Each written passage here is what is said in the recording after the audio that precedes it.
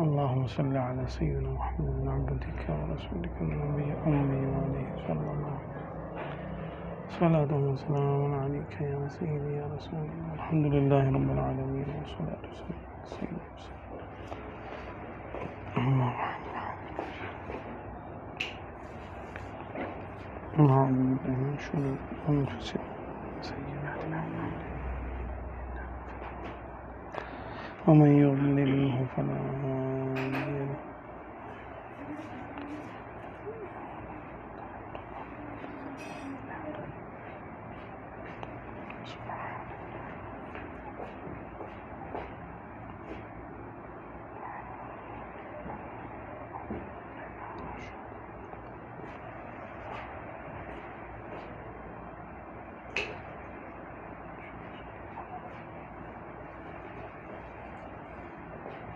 الحمد لله رب العالمين والصلاة والسلام على سيد الأنبياء والمرسلين.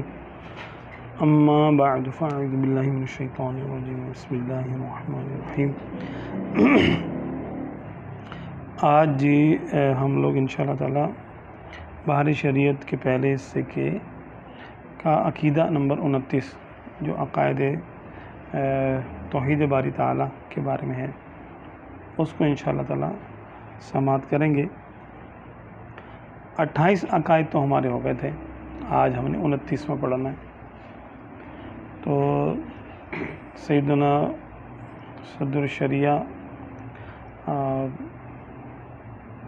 مولانا امجد علی اعظمی رحمۃ اللہ علیہ ارشاد فرماتے ہیں عقیدہ نمبر 29، اس کے ہر فعل میں کثیر حکمتیں ہیں، خواہ ہم کو معلوم ہو یا نہ ہو. بات واضح ہے بالکل. اور اس کے فعل کے لیے غرض نہیں، کہ غرض اس فائدے کو کہتے ہیں جو فاعل کی طرف رجوع کرے. ہاں یہ تھوڑا سا سمجھنے کا. نہ اس کے فعل کے لیے غایت، کہ غایت کا حاصل بھی وہی غرض ہے. اچھا، اللہ تبارک و تعالی کوئی کام اپنے فائدے کے لیے نہیں کرتا. کہنے کا مقصد یہ ہے، اس کا معنی یہ ہے کہ اللہ تبارک و تعالی کوئی کام اپنے فائدے کے لیے نہیں کرتا. دنیا بنائی، دنیا والے بنائے، آسمان بنایا، زمینیں بنائی، جنت بنائی، دوزخ بنائی، کثیر مخلوقات اس نے بنائی. ان کے بنانے میں اس کو کوئی فائدہ نہیں، اس کا کوئی نفع نہیں، نفع نقصان سے وہ ماورا ہے.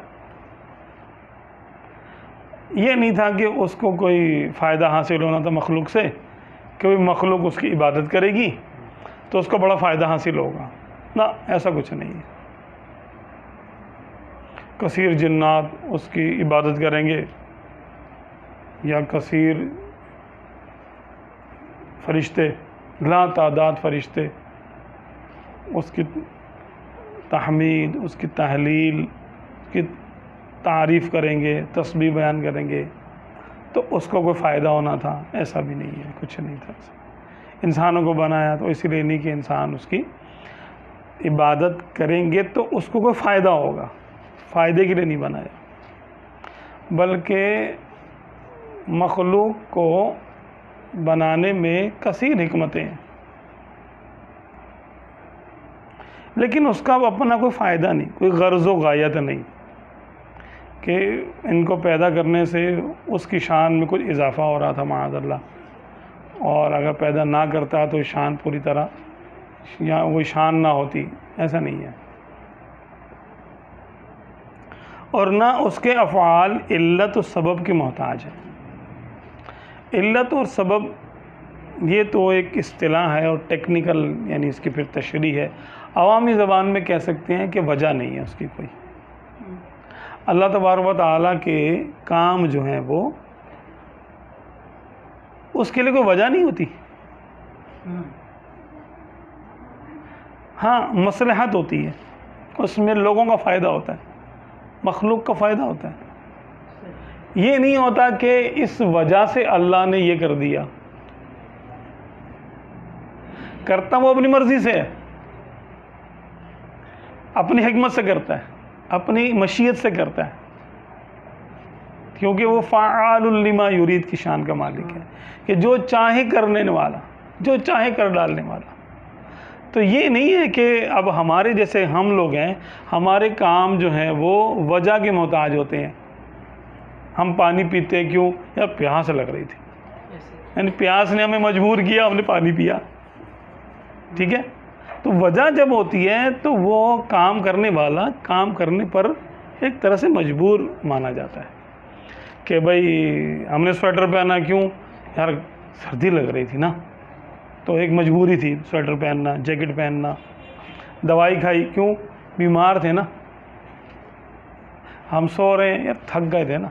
وجہ ہوتی ہے ہمارے کسی کام کی، ہر کام کی کوئی نہ کوئی وجہ ہوتی ہے، یا پھر شوق ہوتا ہے کہ بھئی بھوک تو نہیں لگ رہی، لیکن اب سامنے پسندیدہ چیز آ گئی، پزا آ گیا، چرخا آ گیا، اور کوئی ایسی چیز آ گئی، پھر منہ میں پانی آ گیا بندے کے، اور اس نے کھا لیا، چلو کوئی نہیں، خیر کوئی بات نہیں، کھایا ہوا تو ہے، بھوک تو نہیں ہے لیکن اب کھا لو چلو۔ تو یہ اس نے بلا وجہ کھایا، دیکھنے میں تو بلا وجہ کھایا، لیکن اصل میں اس کے پیچھے بھی ایک وجہ موجود ہے، شوق ہے، اس کو حرص ہے کھانے کی، تو اس حرص کی وجہ سے اس نے کھانا کھایا۔ اسی طرح ہر کام کی کوئی نہ کوئی وجہ ہوتی ہے۔ اللہ تبارک و تعالیٰ جو کرتا ہے وہ کسی وجہ سے نہیں کرتا کہ پہلے کوئی وجہ ہو پھر وہ اس وجہ سے متاثر ہو کر کوئی کام کرے، ایسا نہیں ہے۔ وہ کسی سے متاثر نہیں ہوتا، کسی کا اثر نہیں قبول کرتا۔ اثر قبول کریں تو ظاہر سی بات ہے کہ وہ مؤثر ہو جائے گا جس کا جو اثر ہے، ٹھیک ہے۔ اور مؤثر حقیقی کون ہے؟ مؤثر حقیقی تو رب تعالی ہے، اس پر کون اثر انداز ہوگا؟ وہ تو ہر اثر کرنے والی چیز کو اثر دینے والا ہے، اس کے اندر اثر پیدا کرنے والا ہے۔ ہر مؤثر کے اندر اثر پیدا کرنے والا کون ہے؟ مالک کریم ہے، مؤثر حقیقی ہے۔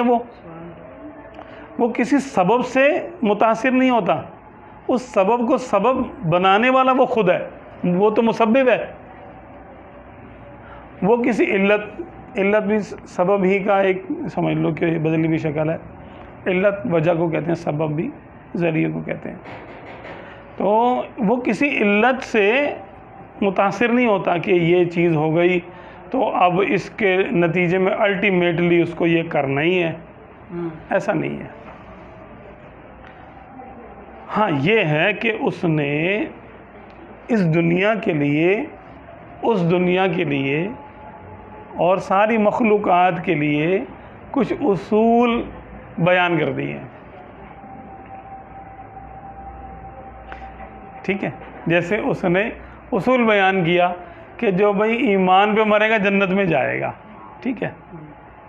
اب وہ کسی کو جنت میں بھیج رہا ہے اس وجہ سے نہیں کہ یہ ایمان پہ مرا تھا، مجبور نہیں ہو گیا وہ، بلکہ اس نے خود ہی قانون بنایا تھا۔ اس نے ایک چیز کو دوسری چیز کے لیے سبب قرار دے دیا، تو اپنا بنایا ہوا قانون ہے اس کا، تو وہ کسی اور سے متاثر نہیں ہوا بلکہ اپنے ہی بنائے ہوئے قانون پر اسی کا اس نے ظہور کر دیا۔ اس نے یہ قانون بنا دیا، ان اللہ لا یغفر ان یشرک بہ، کہ اللہ تبارک و تعالی شرک کو نہیں بخشے گا، یہ اس نے فیصلہ کر دیا۔ اب کوئی مشرک ہو تو وہ دوزخ میں جا رہا ہے، سبب کیا ہے اس کا؟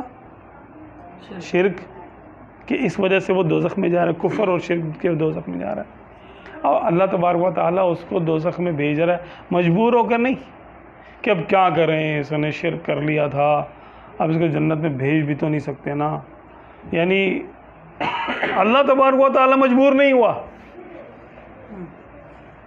بلکہ اس نے خود ہی قانون بنایا تھا کفار کے لیے کہ جو کفر پہ مرے گا وہ دوزخ میں جائے گا۔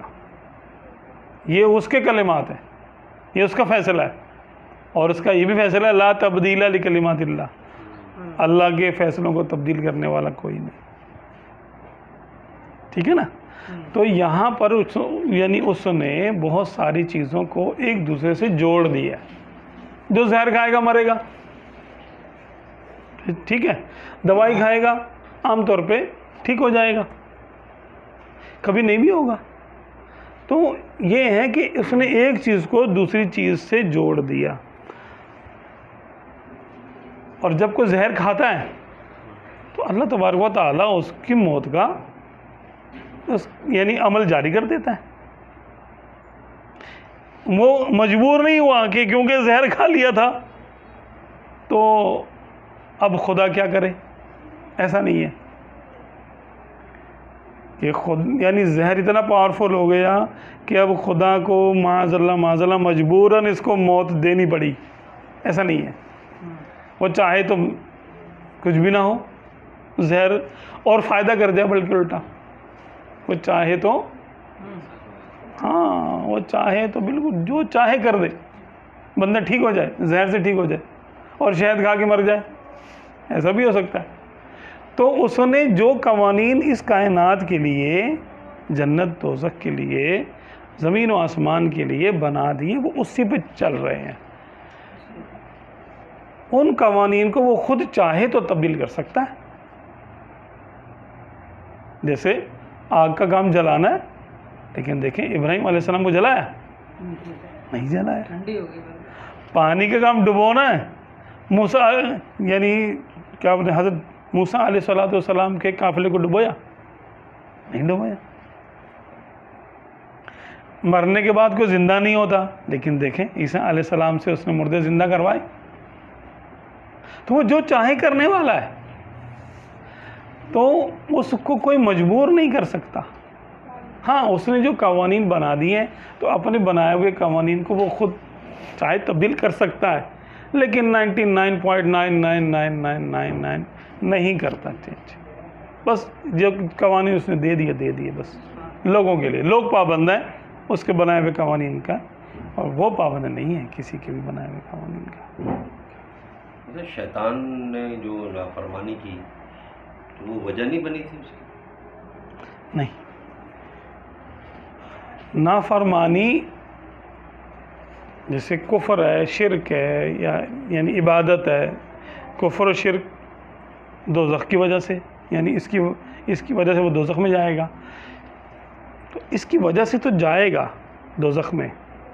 ایمان اور اعمال صالحہ کی وجہ سے جنت میں جائے گا. لیکن اس کے نیک اعمال کا یا کافر کے کفر کا اللہ کی ذات پہ کوئی اثر نہیں ہے. اس کا اثر اپنے اوپر ہی ہے. نیکی کی خود جنت میں جائے گا, کفر کیا خود ہی دوزخ میں جائے گا.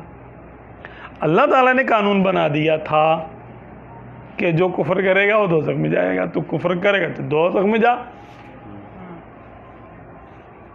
سبب تو ہیں,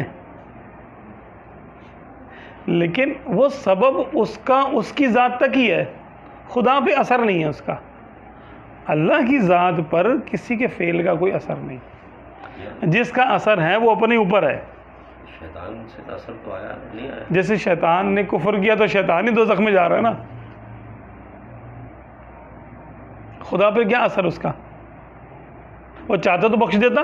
اگر اللہ تبارک و تعالیٰ یہ قانون بنا دیتا, بنایا نہیں اس نے, لیکن اگر اللہ تبارک و تعالیٰ یہ قانون بنا دیتا کہ میں شرک کو بھی بخش دوں گا, کفر کو بھی بخش دوں گا, تم توبہ کرو یا نہ کرو میں تمہیں جنت میں داخل کروں گا, تو وہ اس قدرت رکھتا تھا نا اس کی, وہ دوزخ کو بناتا ہی نہ.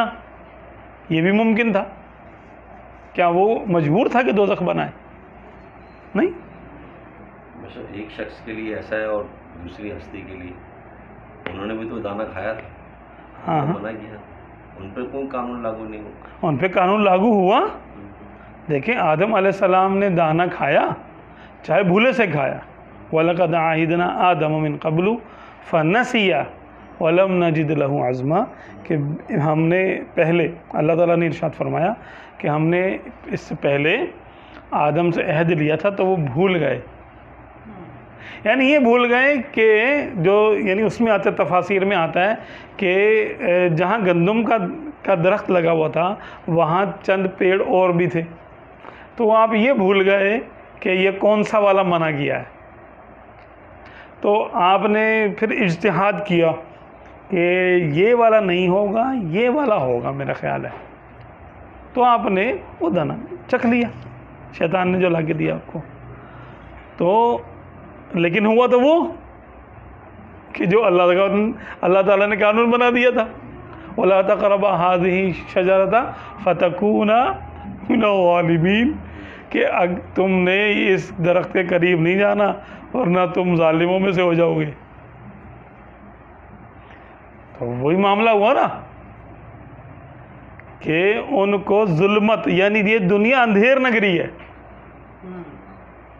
جنت روشن ہے، تو پھر تم اندھیرے والوں میں سے ہو جاؤ گے. اب دنیا میں یعنی تمہیں جانا پڑے گا، اس کا مقصد یہ تھا کہ زمین پہ جانا پڑے گا.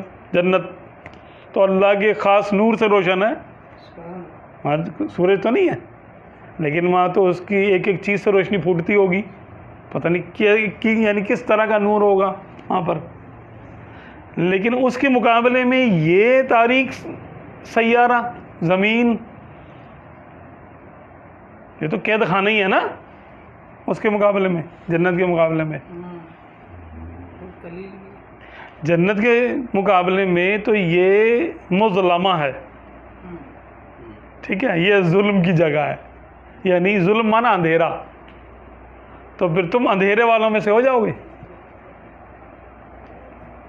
ایک معنی یہ بھی ہے نا اس کا.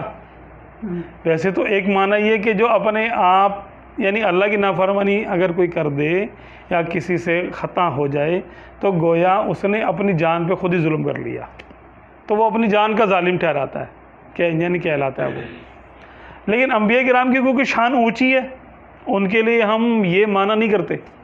ہم ان کے لیے ایسا معنی کرتے ہیں کہ جو جس سے ان کی شان یعنی رفعت نشان پر کوئی حرف نہ آئے.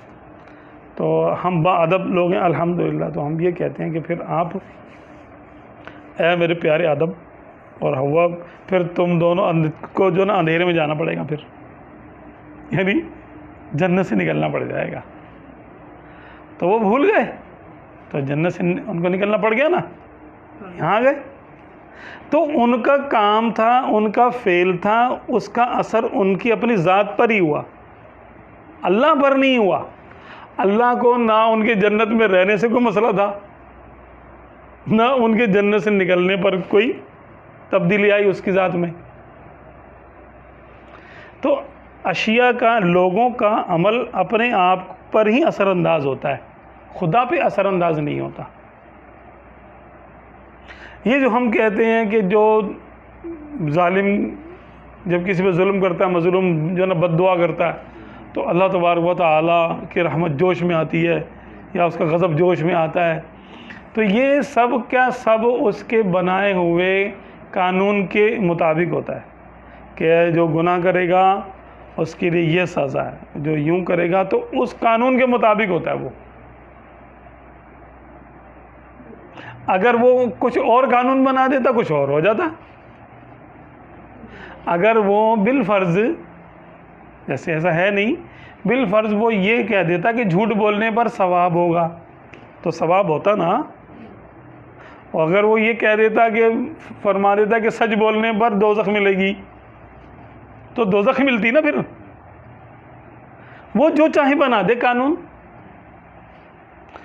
اور وہ جو کرتا ہے وہی حکمت ہوتی ہے، اسی میں مصلحت ہوتی ہے ہماری، اسی میں مخلوق کا فائدہ ہوتا ہے. دیکھیں جھوٹ، جنگ کے وقت جھوٹ بولا جا سکتا ہے نا، دو آدمی کو صلح کراتے وقت جھوٹ بولا جا سکتا ہے نا. تو کبھی کبھی جھوٹ بولنا ثواب بھی ہوتا ہے، یہ بات بھی ہے. تو یہ خیر الگ چیز ہے کہ اس نے جو قوانین بنائے ہیں بندوں کے لیے ہیں وہ قوانین، اس نے جو اسباب اور علتیں بنائی ہیں وہ لوگوں کے فعل اور لوگوں کے نتائج پر ہے. فعل کا نتیجہ، فعل نتیجہ، فعل سبب ہوتا ہے، نتیجہ وہ اس کا ظاہر کر دیتا ہے اپنی حکمت سے. خدا پر اس کا کوئی اثر نہیں. اللہ تبارک و تعالیٰ کا کوئی فعل اس کے اپنے فائدے کے لیے نہیں ہے. یعنی خلاصہ یہ ہوا کہ اللہ تبارک و تعالیٰ کا کوئی کام وہ اپنے فائدے کے لیے نہیں کرتا، بندوں کے فائدے کے لیے، بندوں کے یعنی حکمت کے لیے، مصلحت کے لیے ہوتے ہیں اس کے فعل۔ اثر نہیں ہوا کہ وہ جب اس نے نافرمانی کی پھر اس کے بعد اس کو اس کی ڈیمانڈیں بھی پوری کی گئیں، اس نے کہا کہ میں بہکاؤں گا اور میں آدم کی اولاد کو بہکاؤں گا، مجھے طاقت دے، اور پھر اس کو اثر نہیں ہوا؟ کیا اثر انداز؟ اثر یہ ہوا کہ اس نے اس کی ایک ایک بات مانی جا رہی۔ ہاں تو بات وہ دعا کرتا ہے، تو اللہ تبارک و تعالیٰ نے یہ فیصلہ کیا ہوا ہے، وہ دعونی استجب لکم، تم مجھ سے دعا مانگو میں قبول کروں گا۔ عادت ہے اس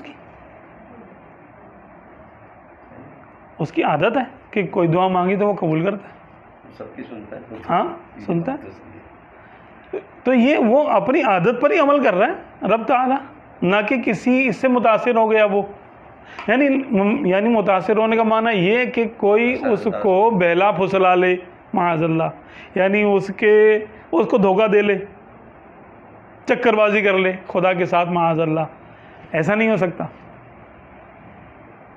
وہ سب جانتا پوچھتا ہے کہ یہ کون کیا کر رہا ہے، پھر بھی وہ قبول کر لے تو اپنے فضل سے یا اپنی حکمت سے یا اپنی مشیت سے قبول کر لے، اس کو کوئی کسی کام پر مجبور نہیں کر سکتا۔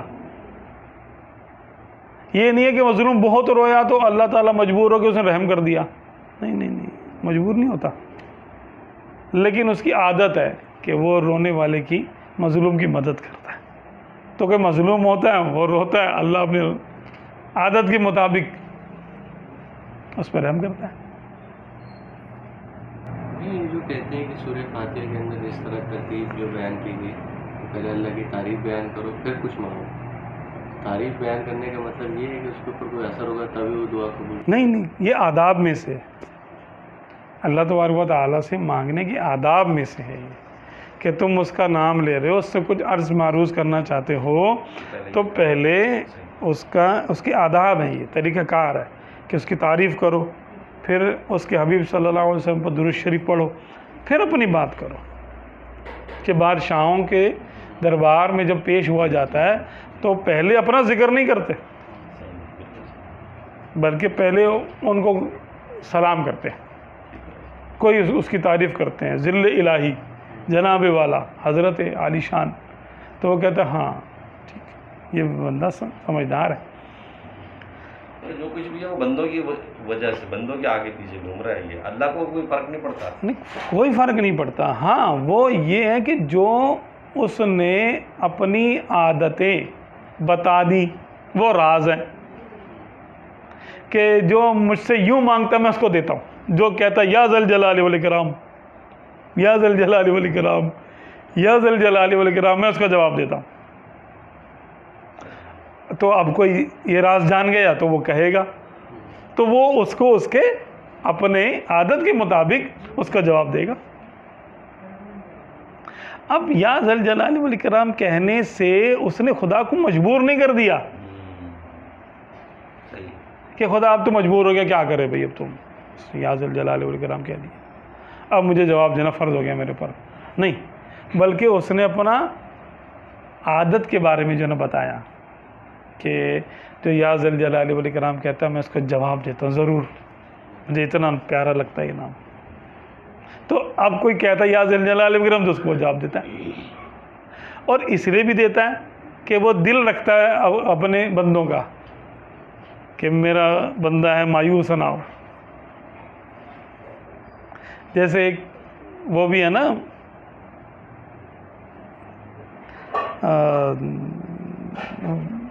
واقعہ بھی ہے ایک، شاید کہ حضرت زلیخا کا ہے کہ آپ جب حالت کفر میں تھیں اور اپنے خداؤں کو پکارتی تھیں یا صنمی کہہ کر، اے میرے بت، اے میرے بت، اے میرے بت، میری بات سن لے، میری بات سن لے، اور یوسف کا دل میری طرف پھیر دے۔ بت نے کیا سننا تھا؟ تو ایک مرتبہ بائی ڈیفالٹ جسے کہتے ہیں نا، آپ کے منہ سے نکل گیا یا سمدی، اے میرے سمد۔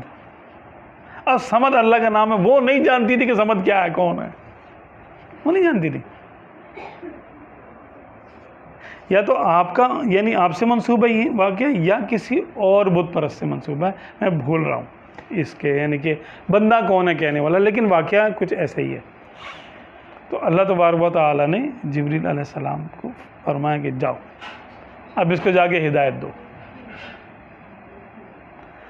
کیونکہ اس نے اب مجھے پکارا. تو جبریل علیہ السلام نے تعجب سے عرض کی کہ یا باری تعالیٰ، اس نے تجھے کب پکارا، وہ تو تجھے نہیں جانتی، وہ تو تجھے جانتی تک نہیں ہے، اس کے منہ سے غلطی سے نکلا ہے. فرمایا کہ بہرحال کچھ بھی ہے، بت میں اور مجھ میں فرق تو ہونا چاہیے اس کی نظر میں، کہ بت بھی نہیں سن رہا تھا تو میں بھی نہ سنوں. چاہے اس کو بت کو وہ یعنی عزمن اور جزمن، یعنی بت کو بت ہی کی نیت سے پکار رہی تھی وہ، کیونکہ حالت کفر میں تھی. مجھے اس نے اچانک منہ سے نکل گیا اس کے، تو کیا میں اس کے جیسا ہو جاؤں؟ اب جا کے اس کو ہدایت دو. اور واقعی پھر ایسے ہی ہوا کہ حضرت یوسف علیہ السلام پر وحی کی کہ اس کو ڈھونڈو زلیخا کو اور اس سے شادی کرو. ہاں، تو آپ نے کہا کہ میں نے مولا ٹھیک ہے، آپ کی تو شادی ہو چکی تھی پہلے. تو آپ نے کہا عرض کی مولا ٹھیک ہے. اب بوڑھیاں تھیں آپ تو نابینا اور بوڑھی عورت، تو جب آپ نے ڈھونڈ لیا ان کو تو دیکھا تو نابینا ہو چکی ہیں، بوڑھی بھی ہیں اور نابینا بھی ہیں، کمر جھک گئی، ویسے ہی غمزدہ تھیں بہت زیادہ. آپ کے شوہر کا بھی انتقال ہو چکا تھا عرصہ دراز پہلے، جو کہ عزیز مصر تھا پہلے. تو پھر جب یوسف علیہ السلام نے اچھا ان کو ہدایت ملی یہاں پر یعنی حضرت زلیخا کو، اور ان کو حکم آ کہ جا کے ان کو تلاش کرو. تو جب تلاش کیا، پہلے یہ ڈھونڈتی رہتی تھی، اب یوسف علیہ السلام ڈھونڈنے کے لیے آ رہے تھے ان کو، بندے بھیجے جاؤ لے کے آؤ کون ہے، دیکھو کہاں پر ہے. تو پھر آپ نے پوچھا کہ تم کیا چاہتی ہو؟ کہنے لگی کہ میں تو بس دیکھنا چاہتی ہوں یوسف کو، لیکن میں اب دیکھ نہیں سکتی کیونکہ آنکھیں تو چلی گئی. آپ نے کہا کہ یا میرے مولا یہ تو کہہ رہی ہیں آنکھیں نہیں ہیں. فرمایا تم دعا کرو، ہم آنکھیں دے دیں گے اس کی، آنکھیں دینے میں کیا ہے. آپ نے دعا کی تو آنکھیں آ گئی. اب انہوں نے جب اپنے آپ کو دیکھا تو کہنے لگی میں تو اتنی بڑھیا ہوں، میں یوسف کا کے قابل کیسے ہو سکتی ہوں، سب تو حسینوں کا حسین ہے، اور یہ کہہ رہے ہیں کہ اللہ کا حکم میں شادی کرو. آپ نے کہا پھر ایسے تو نہیں، اگر یہ ہو سکتا تو پھر میری جوانی واپس کرنا ہے. تو اللہ تبارک و تعالیٰ نے جو کچھ کیا اپنی مرضی سے کیا، متاثر ہو کر نہیں، کسی کی دعا سے متاثر ہو کر، بلکہ اپنے کرم سے، اپنے فضل سے، اپنی عادت کے مطابق. بادشاہوں کی کچھ عادتیں بھی ہوتی ہیں کہ وہ بلا وجہ ہی کوئی آتا ہے اس کو دیتے ہیں، بس جس سے ملاقات ہوتی ہے اس کو دیتے، یہ دے، جس سے ملتے ہیں اس پر احسان کرتے ہیں. کچھ ایسے سخی بادشاہ بھی ہوتے ہیں، جیسے بچھو کی عادت ہے بلا تقابل بلا تشبیہ، وہ ہر سامنے آنے والی چیز پہ ڈنگ مارتا ہے چاہے اس کو فائدہ ہو یا نقصان ہو، عادت ہے اس کی. اسی طرح خوشبو، پھول کی عادت ہے خوشبو دینا، تو وہ اپنی عادت کے مطابق جو بھی آئے گا دشمن، چاہے اس کو توڑنے والا ہی آ رہا ہو، اس کو بھی وہ خوشبو ہی پرووائڈ کرے گا اپنی عادت کے مطابق. اب یہ تو مخلوق ہے نا، یہ مختار نہیں ہے. مختار حقیقی، مالک حقیقی تو رب تعالی ہے نا، اس کی کیا شان ہوگی جو اس کی صفات کریمانہ ہے. یا جب وہ نافرمانی دیکھتا ہے، نافرمانی پاتا ہے، تو جب وہ سزا اور غضب فرماتا ہے پھر بھی وہ اپنی شان کے مطابق کرتا ہے. اسباب سے نہیں، اسباب سے متاثر ہو کے نہیں، اپنی عادت کے مطابق، اپنی عادت کے مطابق. کہ میں نے چاہا کہ میں پہچانا جاؤں، اس طرح کا کچھ سنا ہے کچھ؟ ہاں وہ تو ہے. صوفیہ میں یہ اس مضمون کی احادیث مروی ہیں اور رائج ہیں کہ کنت کنزم مخفیاً، میں چھپا ہوا خزانہ تھا. اللہ تبارک و تعالیٰ کی طرف یہ قول منسوب کیا جاتا ہے. فاحببت ان اعرف، تو میں نے چاہا. احببت، تو دیکھیں محبت پہلے ہے تخلیق سے. فاحببت ان اعرف، کہ میں نے چاہا کہ میں جانا جاؤں. فخلقتک یا محمد، تو اے محمد تم کو پیدا کیا. ایک روایت میں ہے فخلقت الخلق، تو پھر میں نے مخلوق کو پیدا کیا. مخلوق میں سب سے پہلے آقا صلی اللہ علیہ وسلم کو پیدا کیا، نور محمدی کو پیدا کیا. تو اس نے چاہا کہ وہ جانا جائے، پہچانا جائے. پہچان کرانا، اپنے آپ کو ظاہر کرنا، یہ اس کی ادا ہے، یہ اس کی ادا ہے، عادت ہے اس کی، کہ وہ اپنے آپ کو ظاہر کرنا چاہ رہا تھا. کس پہ ظاہر کرے گا؟ مخلوق پہ ظاہر کرے گا. مرضی ہے اس کی مرضی ہے. نہ پیدا کرے پھر بھی ظاہر ہو سکتا ہے. نہیں، کیا اگر وہ پیدا نہ کرے تو وہ ظہور میں پھر ظاہر سی بات ہے کہ وہ کس پہ ظاہر ہوگا. ظہور کے لیے مخلوق کی حاجت ہے، ظہور کے لیے مخلوق کی حاجت ہے. جب اس نے صفت رزق رزاقیت ظاہر کرنا چاہی تو مخلوق بنائے گا نا کہ جس کو کھلائے. اب کوئی کھانے والا ہی نہ ہو، کوئی استعمال کرنے والا ہی نہ ہو، تو پھر کیا؟ رزاق وہ ہے لیکن ظاہر کس پہ ہوا؟ ظہور نہیں ہو رہا نا. بلا تشبیہ، بلا مثال. یہ دیکھیں، ہم اپنی ویڈیو بناتے ہیں، ہم اپنے آپ کو جانتے ہیں نا، اچھے طریقے سے جانتے ہیں، لیکن اپنی تصویر آئینے میں دیکھ کے کتنا خوش ہوتے ہیں. اپنا ظہور دیکھتے ہیں نا. آئینے کی تو ضرورت ہے ظہور کے لیے. اب ویڈیو میں یہ بھی ایک آئینہ ہے. یہ ویڈیو بنتی ہے، ہم اس کو دیکھ کے بار بار دیکھ کے خوش ہوتے ہیں. ہاں یار ایسا لگ رہا ہوں میں، اچھا ہے نا. یہ صفت ہم میں کہاں سے آئی؟ اپنی عادتیں، اپنے اطوار، اپنے افعال دیکھ کر، اپنا رنگ روپ دیکھ کر، اپنے کپڑے لباس دیکھ کر، اپنی آواز سن کر، کہاں سے؟ ویڈیو میں خوش ہوتے ہیں نا. یہ صفت ہم میں کہاں سے آئی؟ یہ خالق کی صفت ہے کہ وہ بھی اپنا ظہور دیکھ کر خوش ہوتا ہے. اب بات تھوڑی سی باریک ہے، اس کی تفصیل میں نہیں جا سکتے، اس لیے بس جس کو سمجھ میں آ جائے کہ صفات جمالیہ ہیں، ان کا مظہر انبیاء کرام ہیں، فرشتے ہیں، نیک بزرگ ہیں، خوبصورت چیزیں، اولیاء اللہ، نظارے جن میں جمال ظاہر ہے، اور صفت جلالیہ بھی ہیں جن کا مظہر ہیبتناک چیزیں.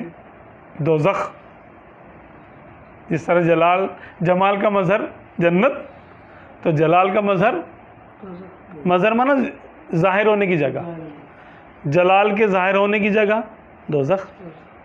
دوزخ کے عذابات، سانپ، بچھو، وہاں کے خوفناک شکلوں والے فرشتے، زنجیریں، زہر کے پیالے، گرم پانی کے چشمے، اللہ کے جلال کے مظہر ہیں. تو اس نے اپنا جلال ظاہر کرنے کے لیے دوزخ بنا دی. پھر دوزخ کا ایندھن بھی تو بنانا تھا نا, کہ دوزخ خالی تو نہیں رکھے گا. اس کے لیے پھر من مانی کرنے والی مخلوق بنا دی, کہ جو خدا کا حکم بھی نہ مانے, من مانی کرے.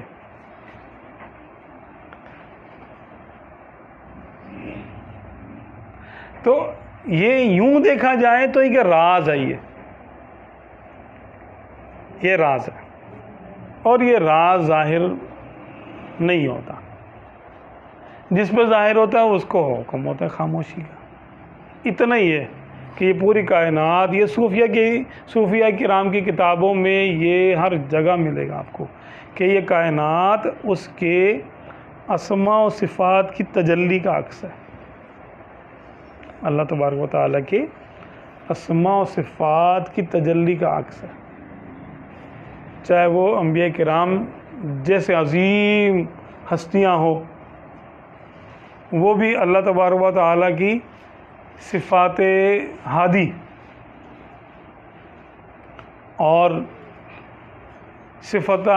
یعنی صفات جمالیہ ان کا مظہر ہے. مہربانی, کرم, عفو, درگزر, کرم نوازی, یہ انبیاء کرام سے صادر ہوتی ہے نا. یہ اور ظلم, زبردستی, نافرمانی, من مانی, یہ شیاطین سے ظاہر ہوتی ہے یا شیطان کے پیروکاروں سے ظاہر ہوتی ہے. ان کا وجود کس سے ہے؟ صفات جلالیہ اور اسماء جلالی. مذل, قابض, منتقم, قہار, جبار اور بے شمار اس کے نام جو کہ جلال کو ظاہر کرنے والے ہیں. ان کا مظہر یہ بائیں بازو والے ہیں. وہ اصحاب الشمالی ما اصحاب الشمال, کہ بائیں بازو والے, اور کیا ہیں بائیں بازو والے, یعنی وہ دوزخی ہیں نا وہ. تو ان کا جو منبع ہے صفات جلالیہ ہے, اور جو سامنے والے ہیں, دائیں والے ہیں, ان کا منبع ہدایت, عفو, کرم, درگزر, مہربانی, اصحاب الیمین, جمال والے. والسابقون السابقون یہ کمال والے, صفت کمالیہ, جلال, جمال اور کمال. تو جو والسابقون السابقون جو عرش کے سامنے ہیں وہ کمال والے, انبیاء کرام, صدیقین, شہداء اور اولیاء کاملین. باقی صالحین, ابرار یہ بائیں جانب, یہ دائیں جانب والے ہیں, عرش کے دائیں جانب جو ہوں گے. تو اس کے تینوں قسم کی صفات کا مظہر یہ پوری کائنات ہے.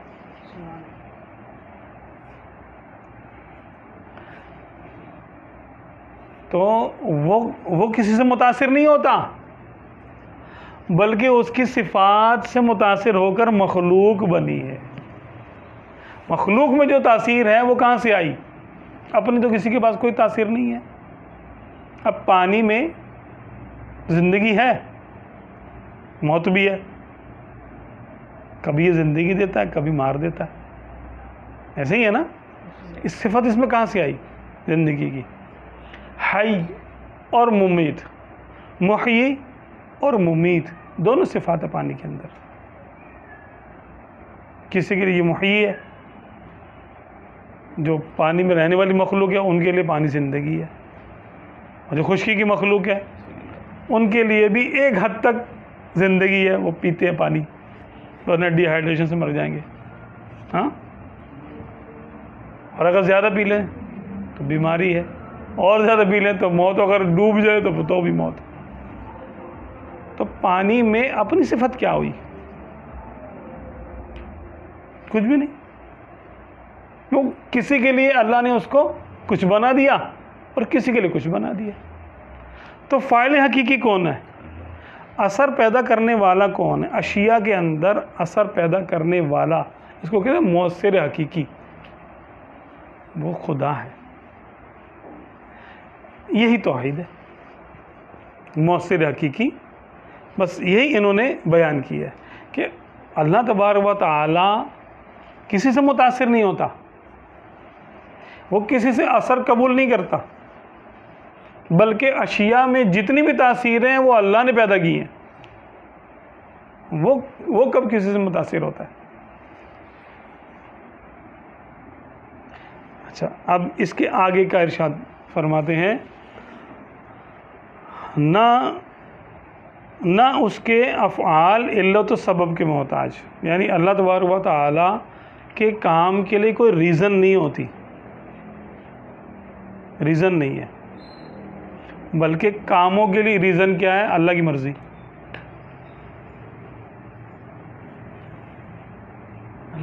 اللہ کی مرضی، ہر کام کی ریزن کیا ہے؟ سببوں کا سبب کیا ہے؟ سبب اصلی کیا ہے؟ اللہ کی مرضی۔ اللہ نے چاہا تب یہ کام ہوا۔ جب ہم جیسے اس کو ایک اور زاویے سے ہم سمجھیں کہ جیسے ہم کہتے ہیں بھئی اللہ تبارک و تعالیٰ جو ہے وہ مظلوم کی آہ جب ہوتی ہے تو اللہ تبارک و تعالیٰ پھر ظالم سے انتقام لیتا ہے، ٹھیک ہے؟ تو یہاں یہ لگ رہا ہے، محسوس ہو رہا ہے کہ بھئی اللہ تبارک و تعالیٰ کی آہ سے اللہ تعالیٰ متاثر ہو گیا، یعنی اللہ تبارک و تعالیٰ مظلوم کی آہ سے متاثر ہو گیا۔ نہیں، ایسا نہیں ہے۔ اس کو آہ کرنے کی توفیق کس نے دی کہ تو آہ کر؟ اس کی آہ میں تاثیر کس نے پیدا کی؟ اللہ نے۔ اللہ تعالیٰ کسی سے متاثر نہیں ہوتا، بلکہ وہ اپنے بنائے ہوئے قانون کے مطابق، اس نے قانون بنایا کہ مظلوم دعا کرے گا میں اس کو سنوں گا، جو کوئی ایمان اپنا بچائے کے لے جائے گا میں اس کو جنت میں داخل کروں گا، جو کوئی کفر پہ مرے گا میں اس کو دوزخ میں داخل کروں گا۔ یہ اس نے قوانین بنا دیے، اب جو اس پہ چلے گا الٹیمیٹلی اس کا رزلٹ آ جائے گا، مومن ہوگا تو جنت میں جائے گا، کافر ہوگا تو دوزخ میں جائے گا۔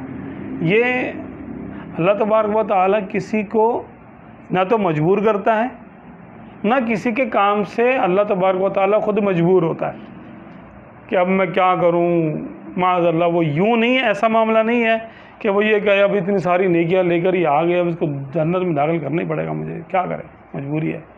نہ نہ نہ، مجبوری کس بات کی؟ اس کو نیکی کرنے کی توفیق اللہ ہی نے تو دی، اس کا ایمان پر ثابت قدم رہنا اللہ کی توفیق سے تو تھا۔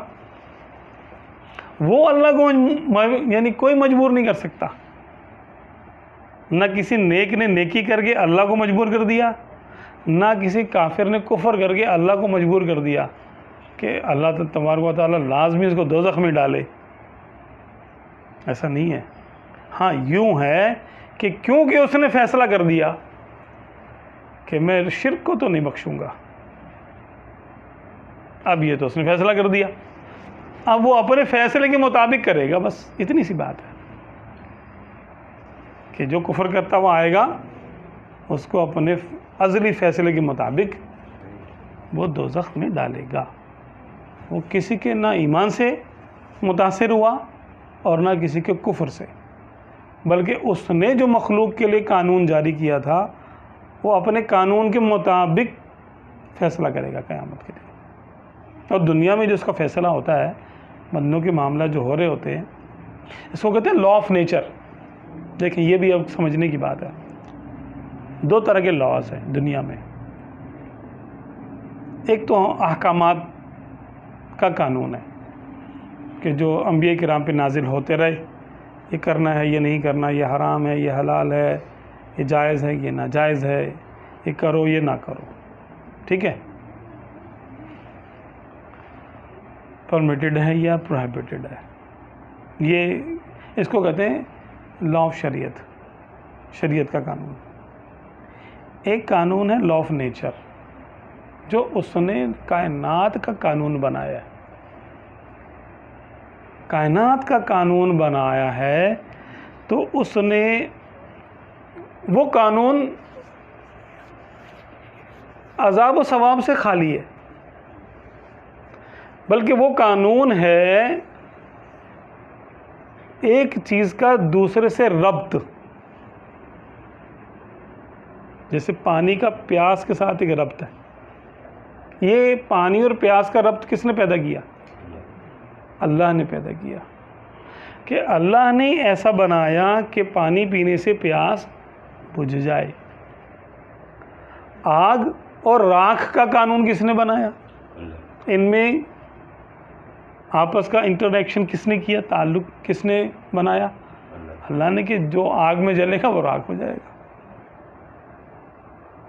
اسی طرح زہر اور موت، دوائی اور شفا، یہ کپلز ہے، فعل نتیجہ، فعل اور نتیجہ، سمجھ رہے نا؟ فعل اور نتیجہ، یہ قانون کہلاتا ہے لا آف نیچر۔ یہ سب کے لیے برابر ہے، مومن ہو یا کافر ہو، کوئی بھی ہو، جس مخلوق کے لیے اس نے جو قانون جاری کر دیا وہ اس کے لیے اس کی قسمت قرار پایا۔ مثال کے طور پہ اس نے پانی میں رہنے والی مخلوق کے لیے پانی کو زندگی بنا دیا، کہ پانی میں رہو گے جب تک زندہ رہو گے، اپنی طبعی حیات تک رہو گے، پانی سے باہر موت ہے، اور باہر والوں کے لیے پانی میں رہنا موت ہے۔ یہ لا آف نیچر، مومن جائے گا وہ بھی ڈوب جائے گا، کافر جائے گا وہ بھی ڈوب جائے گا۔ اگر مومن جہاز بنا لے، اگر وہ فزکس کے قوانین کے مطابق اس نے بیلنس کر لیا، سپیڈ پکڑ لی اور بیلنس کر لیا، انجن چلا لیے، جیٹ بنا لیے یا اور بھی جو کچھ انجن وغیرہ اس کے ہوتے ہیں، تو اس کا جہاز اڑ جائے گا، اور کافر بنا لے گا، کافر کا بھی اڑ جائے گا۔ لا آف نیچر سب کے لیے برابر ہے۔ لا آف شریعت، اس میں نیکی بدی ہے، جنت دوزخ ہے۔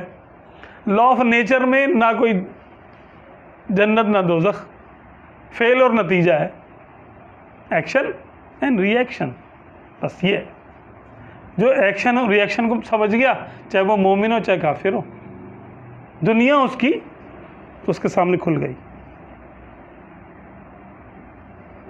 اس نے خلق لکم ما فی الارض جمیعا، اللہ نے ارشاد فرمایا ہم نے تمہارے لیے تو بنایا دنیا میں جو کچھ ہے، دنیا میں جو کچھ ہے تمہارے لیے بنایا۔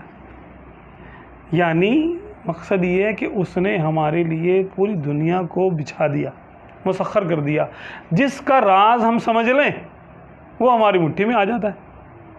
اب جیسے بجلی کا راز ہم نے جب جانا، ہم سے مراد انسانوں نے جانا، بجلی ان کی مٹھی میں آ گئی۔ جب آگ کا راز جانا تو آگ کو کنٹرول کر لیا، ایٹم کا راز جانا تو ایٹم کنٹرول میں آ گیا۔ اب آج کل تو یعنی اے آئی چل رہا ہے نا، آج کل تو بھائی آرٹیفیشل انٹیلیجنس، وہ کیا ہے کہ روبوٹ کو اتنا سمجھدار بنا دیں، اس کی پروگرامنگ ایسے کر دیں کہ وہ اپنے فیصلے خود کرے، اپنا فیصلہ خود کرے۔ اب وہ چاہے سامنے والے کو تھپڑ مارے، اور لیکن اپنا فیصلہ خود کرے گا وہ روبوٹ بہت حد تک۔ تو انسان نے کیا کیا کہ اس کو اتنا با اختیار بنا دیا روبوٹ کو۔ سمجھ میں آتا کہ اللہ تبارک و تعالی نے بھی تو روبوٹ کو اختیار دیا ہے، ہم بھی تو روبوٹ ہے، وہ میکینیکل روبوٹ ہے، ہم بایولوجیکل ہیں، ہم زندہ ہیں، وہ میکینیکل ہے، ہم میں روح ہے، وہ بغیر روح کے۔ ہمیں بھی اس نے اختیار ایک دیا کہ یہ تمہارا اختیار ہے اور تم اپنے فیصلے خود کرو، لیکن اپنے فیصلوں کی ذمہ دار ہو خود۔ شرعی معاملات میں،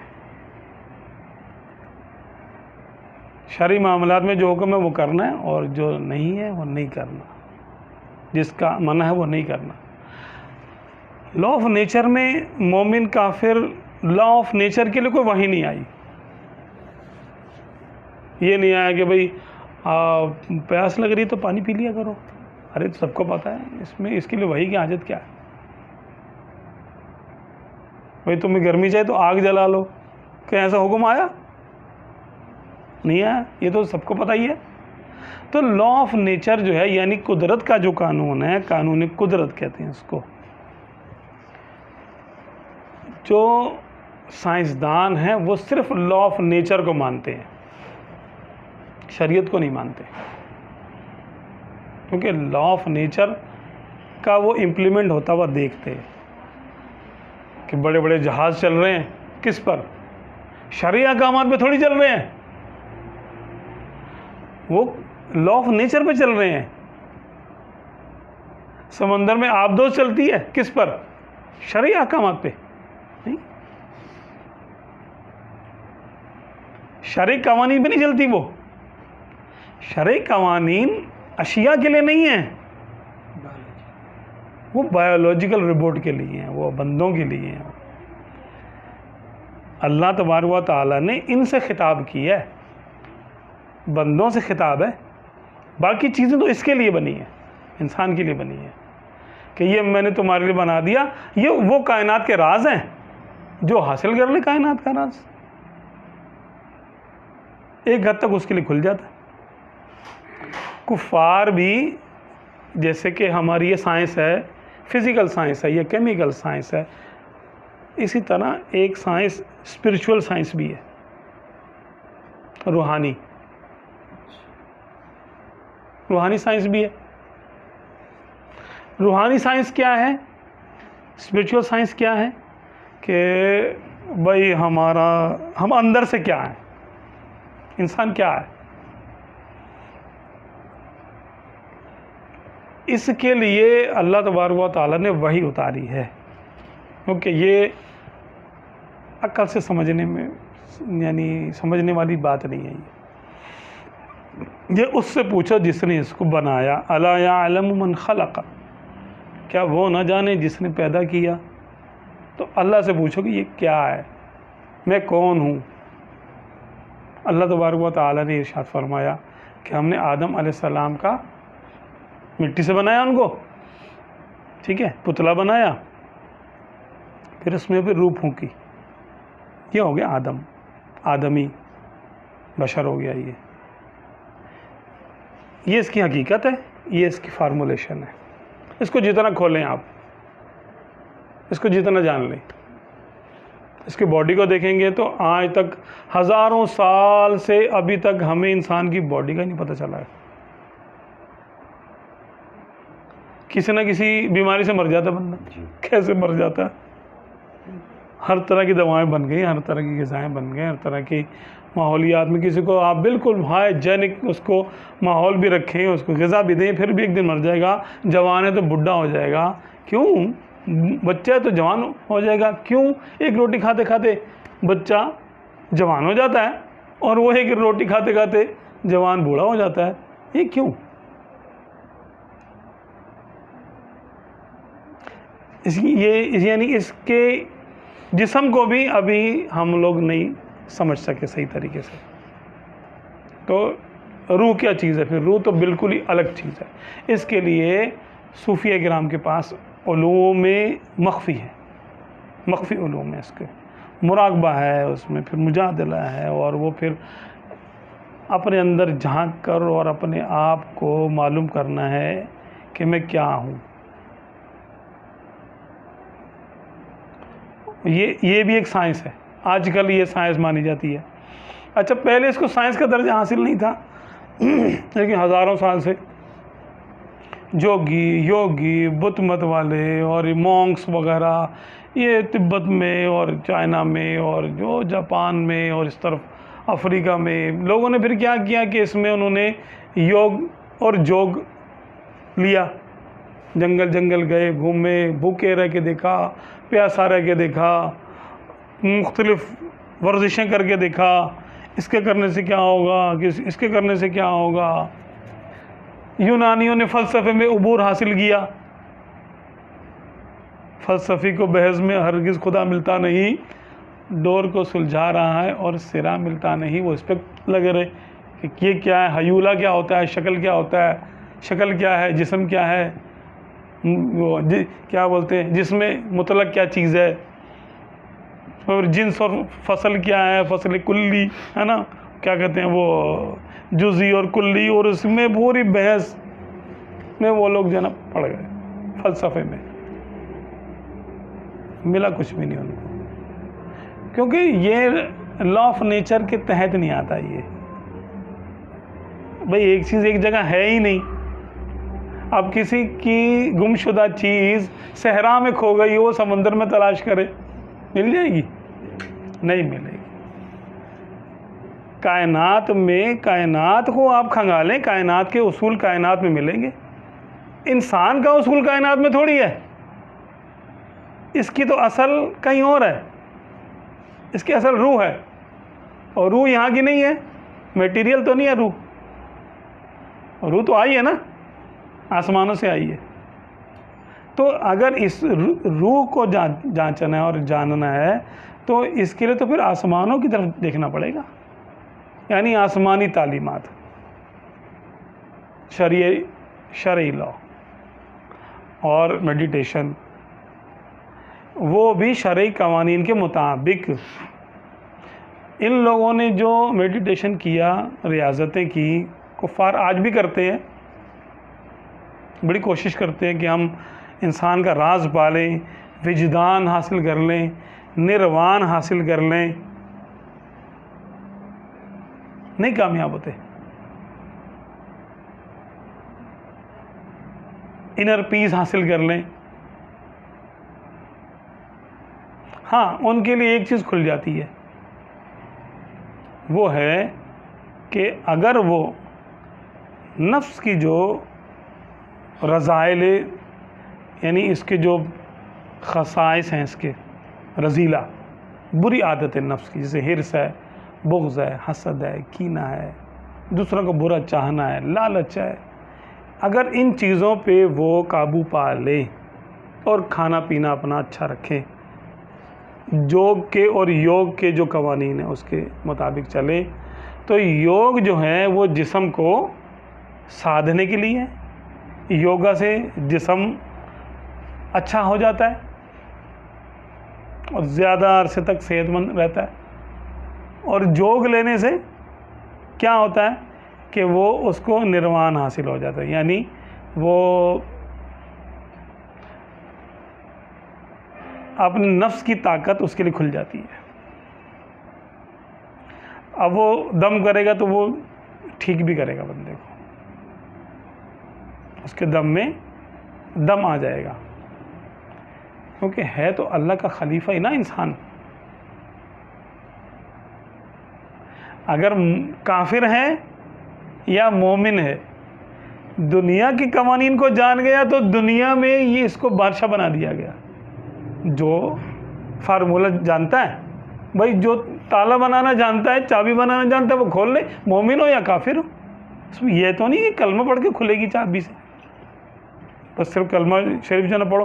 کلمے کی بہت بڑی طاقت ہے، کلمہ جنت کی چابی ہے. لیکن اس دنیا میں اللہ تبارک و تعالیٰ نے یہ قانون نہیں رکھا کہ جو کلمہ پڑھ کے یوں کرے گا چابی سے تالا کھل جائے گا، بھلے کوئی سے بھی چابی لگا دے. ایسا نہیں ہے. وہ اس کے لیے کہ وہ چابی بنانے کا فن جانے، بھلے مومن ہو یا کافر ہو، وہ جو فن جانتا ہے وہی تالا کھول سکتا ہے نا. تو یہاں کے قوانین پہ جو چلے گا، یہ اللہ تبارک و تعالیٰ نے قوانین بنائے ہیں دنیا کے لیے. یہ بھی اللہ ہی نے بنائے قوانین دنیا کے لیے. تو لا آف نیچر بھی اللہ کا بنایا ہوا ہے اور لا آف شریعہ بھی اللہ کا بنایا ہوا ہے. لا آف شریعہ اور اسپرچول سائنس جو ہیں وہ ایمان والوں کے لیے ہے، اور لا آف نیچر سب کے لیے، مومن ہو یا کافر ہو، سب کے لیے کھلا ہے. جو کوشش کرے گا وہ کامیاب ہوگا، اللہ تعالیٰ اس کو دے گا. کیوں کہ اس نے دنیا کے لیے فرمایا وَخَلَقَ لَكُم مَّا فِي الْأَرْضِ جَمِيعًا، کہ اللہ نے جو کچھ زمین میں ہے وہ تمہارے لیے بنایا ہے. اب اس میں یہ نہیں ہے کہ تم کون ہو، مومن ہو یا کافر ہو، سب کے لیے. آدم کا بیٹا ہے نا، آدم علیہ السلام کا، ٹھیک ہے، کوشش کر لے. جس چیز کی کوشش کرے گا ایک دن تو کامیاب ہو ہی جائے گا. اب اڑنا انسان کی خواہش تھی نا, اور سب سے پہلے تاریخ کے مطابق پر لگا کر, اور اس میں جو آج کل وہ جو سوٹ آتا ہے جیسے وہ جمپ لگاتے ہیں چمگادڑ کی طرح کا جو سوٹ ہے, وہ ایک ترک نوجوان نے یوں کر کے جو نا وہ فلوٹ کیا تھا, لیکن جہاز نہیں بنایا تھا اس نے. جہاز بنانے والے تھے, بہرحال پھر وہ فارمولہ چوری ہوا کیا پھر سنتے ہیں جی رائٹ برادران نے جو ہے وہ پھر جہاز بنا لیا. تو کسی نے بھی بنایا ہو, مومن یا کافر کی اس میں تخصیص ہی نہیں ہے. کیا وہ ہوا کے قانون یعنی کیا بولتے قانون کو سمجھ کے اس کو کرے گا نا, چلائے گا نا. جو ایرو ڈائنامک سمجھے گا وہی اس پہ کرے گا نا کام, اور کامیاب ہوگا. جو نہیں سمجھے گا بھلے کتنا وہ تہجد پڑھتا ہو, بڑا نیک آدمی ہو, جہاز نہیں اڑے گا اس سے بھیا. جہاز اس سے اڑے گا جو, ہاں اگر وہ اللہ کا ولی ہے, یعنی ایکسیپشنز آر ایوری ویئر, کہ ہاں اگر وہ اللہ کا ولی اور بطور کرامت وہ تو پھر ہوا میں ایسے اڑ کے دکھا دے, اس میں کوئی مسئلہ نہیں ہے. اور اس کے ہم قائل ہیں, عوام کی بات کر رہا ہوں میں. ہم کرامتوں کے قائل ہیں, اللہ کے ولیوں کی کرامتوں کے قائل ہیں. عام آدمیوں کے لیے قوانین الگ ہوتے ہیں اور ولیوں کے لیے الگ ہوتے ہیں, ٹھیک ہے. تو یہ جو قوانین ہیں یہ اللہ تبارک و تعالیٰ نے دنیا کے لیے بنائے ہیں. تو جو اس میں فرق نہیں کرتے وہ گمراہ ہو جاتے. وہ کہتے ہیں یار یہ دیکھو تم نماز پڑھنے سے کوئی پیٹ بھرتا کیا؟ ابے بھائی کس نے بول دیا کہ نماز پیٹ جو ہے نا اس کے لیے پیٹ بھرنے کے لیے ہے؟ نماز اللہ کو راضی کرنے کے لیے, پیٹ بھرنے کے لیے, یہ غذائیں ہیں. اس نے تو کہیں نہیں کہا کہ نماز پڑھو میں تمہارا پیٹ بھر دوں گا, کہاں کہا ہے اس نے؟ ہاں یہ کہ برکت ہوگی تمہارے تھوڑے میں برکت ہو جائے گی, برکت الگ چیز ہے. لیکن جب تک یہ عوام کے لیے یعنی عام حالات ہے, ہاں وہ چاہے تو نماز سے پیٹ بھر جا کرے, یہ بھی ہے.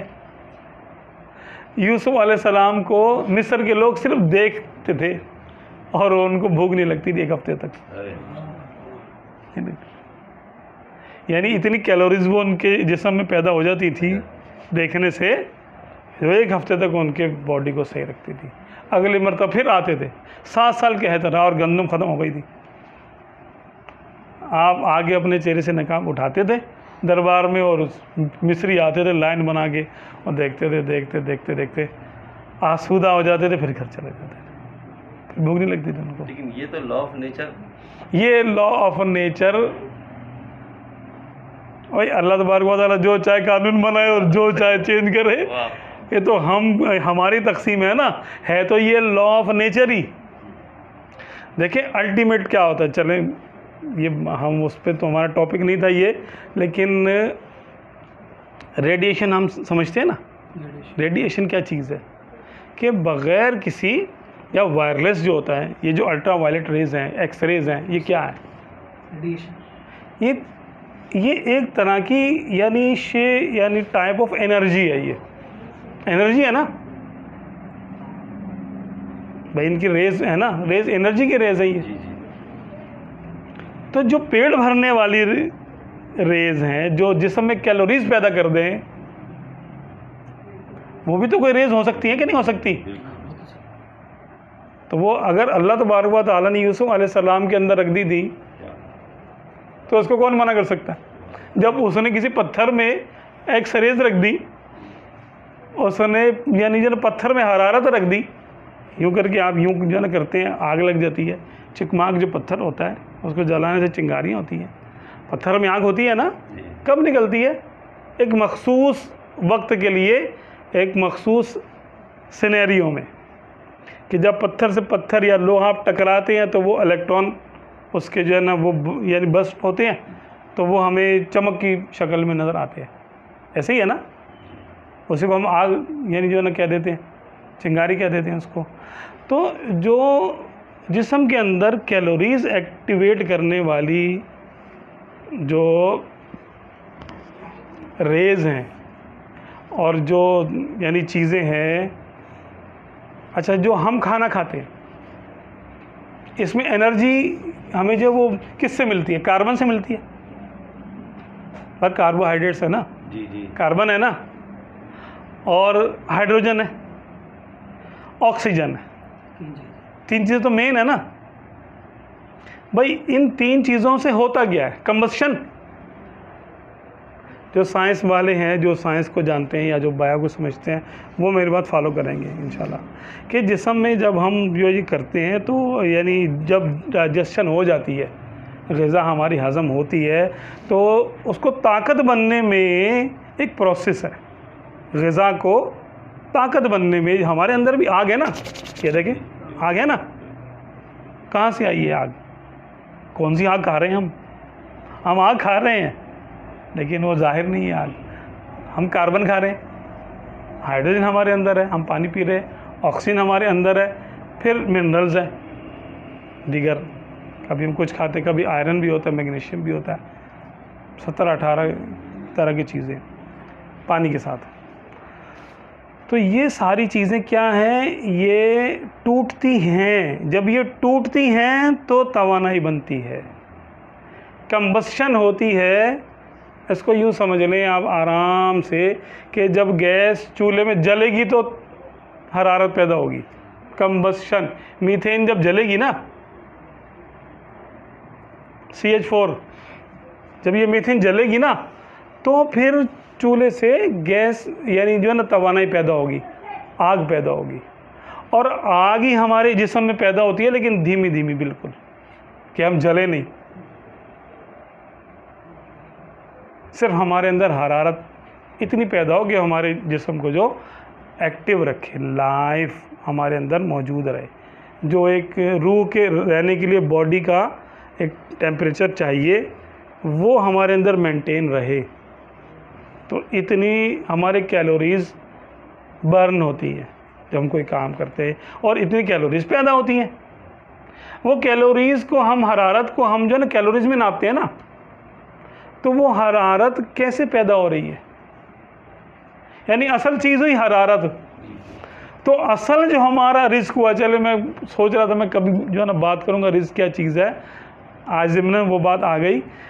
رزق کیا چیز ہے سمجھ لیں کہ وہ نتیجہ جو نکلے گا، جو مرضی ہم کھا لیں، جو مرضی کھا لیں، جب طاقت میں وہ چیز طاقت میں تبدیل ہوگی تو وہ کیلوریز میں تبدیل ہو جائے گی، ایسا ہی ہے نا؟ تو اصل طاقت کیا ہوئی، اصل رزق کیا ہوا؟ کیلوریز۔ اب کسی نے 10 روٹیاں کھائیں مثال کے طور پہ، اس کو 2000 کیلوریز چاہیے تھی، 10 روٹیاں کھا کے وہ اس کا ہضم ہی ٹھیک نہیں ہے تو 1000 کیلوریز پیدا ہوئی، تو کھانے سے اس کا رزق کیا ہوا؟ 1000 کیلوریز۔ اور کسی نے 5 جو ہے وہ نوالے کھائے اور اس کا ہضم یعنی صحیح تھا، اس کو 2000 کیلوریز حاصل ہو گئی، تو رزق کس کا زیادہ ہوا؟ کم کھانے والے کا یا زیادہ کھانے والے کا؟ کم کھانے والے کا۔ یہ سائنٹیفیکل اس کی جو ہے نا ایک توجیہ ہے، کسی کی سمجھ میں آیا تو بڑی بات ہے، نہیں آیا تو پھر میرا قصور ہے، یہ سمجھ لیں کہ میں سمجھا نہیں پایا۔ تو یہ آپ سمجھ لیں کہ یوسف علیہ السلام کو دیکھنے سے ان کے اندر کیلوریز پیدا ہو جاتی تھی، دیٹس اٹ، اس میں کیا مسئلہ ہے؟ اس میں تو کوئی مسئلہ نہیں ہے، یہ بھی لا آف نیچر ہی ہے، یہ شرع یعنی اس میں شریعت کا حکم تو نہیں ہے نا۔ لا آف شریعہ کا معنی ہے کہ یہ یعنی کیا بولتے ہیں، کچھ کرنا ہے اور کچھ نہیں کرنا، بس یہ 2 چیزوں کا نام ہے لا شریعہ۔ کیا ہے؟ کچھ کرنے کا حکم ہے اور کچھ نہ کرنے کا حکم ہے، یہ کرو اور یہ نہ کرو، بس اس سے زیادہ شرعی لا نہیں ہے۔ شریعت صرف اتنا ہے کہ کیا کرنا کیا نہیں کرنا اس دنیا میں رہ کر، اور باقی جو ہم نے چیزوں کو استعمال کرنا ہے اور بنانا ہے، سنوارنا ہے اس کو، دنیا کو، یہ لا آف نیچر ہے۔ کھانا کیا ہے، کیسے کھانا ہے، چائے کیسے بنتی ہے، یہ لا آف نیچر سے بنے گی نا چائے تو شرعی قانون، یعنی اس میں قوانین تو کچھ نہیں ہے، نہ جو نا پتی ڈالنا فرض ہے، نہ چینی ڈالنا واجب ہے، نہ پانی رکھنا کوئی جو ہے نا مستحب ہے، کیا ہے کیا نہیں، بھائی تم جانو، تمہارا کام جانے، شریعت کا اس سے کوئی لینا دینا نہیں ہے، چائے کیسے بنے گی۔ ہاں حرام کی ناؤ یہ شریعت آ گئی اب، تو شریعت جو ہے وہ انسانوں پر حکمرانی کرتی ہے اور انسان لا آف نیچر پر حکمرانی کرتا ہے۔ حکمرانی یوں کرتا ہے کہ جو جس چیز کا راز وہ جانتا ہے اس کا مالک ہو جاتا ہے۔ اس نے جانا کہ کشتی کیسے چلے گی، تو کشتی چلاتا ہے نا، اتنے بڑے بڑے جہاز چلاتا ہے، لا آف نیچر پہ چلاتا ہے نا۔ تو کائنات میں حکمرانی کرنے کے لیے لا آف نیچر کا جاننا ضروری ہے، اور اللہ کو راضی کرنے کے لیے شرعی لا کو فالو کرنا ضروری ہے۔ تو اس لیے کفار نے شریعت کو چھوڑ دیا تو خدا سے تو ان کا تعلق ٹوٹ گیا، تو انہوں نے دنیا کو اپنا ٹارگٹ بنا لیا، اللہ نے دنیا کھول دی ان کے لیے، ٹھیک ہے کرو جو کر سکتے ہو کرو، آؤ گے تو میرے پاس، یہ تو تم کو دنیا اس لیے دی تھی تاکہ تم دنیا میں سہولت سے رہو اور مجھے یاد کرو، یہ میری نعمت ہے، میں نے دی ہے تمہیں یہ نعمت، اب مجھے ہی بھول گئے۔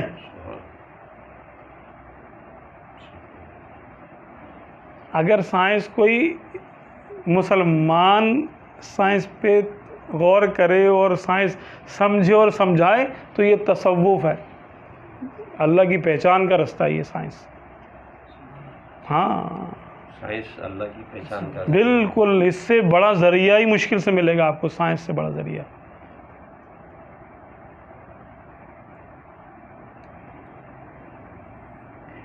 سائنسدان صرف ہوتا ہوا دیکھتے ہیں کہ یار یہ ہو کیا رہا ہے، کس طرح سے ہو رہا ہے، ہاں صرف دیکھ سکتے ہیں، وہ تبصرہ کر سکتے ہیں، ایسے ہوا ایسے ہوا ایسے ہوا ایسے ہوا۔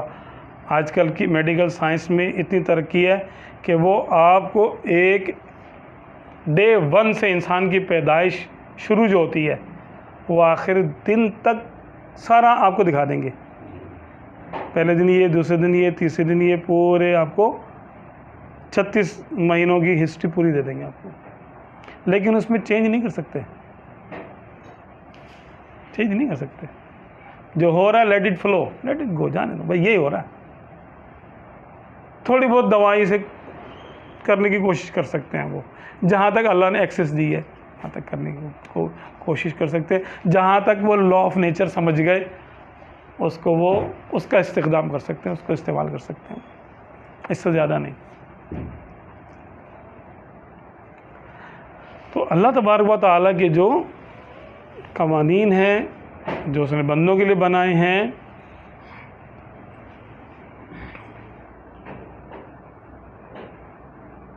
صدر شریعہ رحمہ کا فیض ہے کہ اس کے مطابق وہ بات آج کلام واقعی ہو گیا کہ اس نے اپنی حکمت بالغہ کے مطابق عالم اسباب میں مسببات کو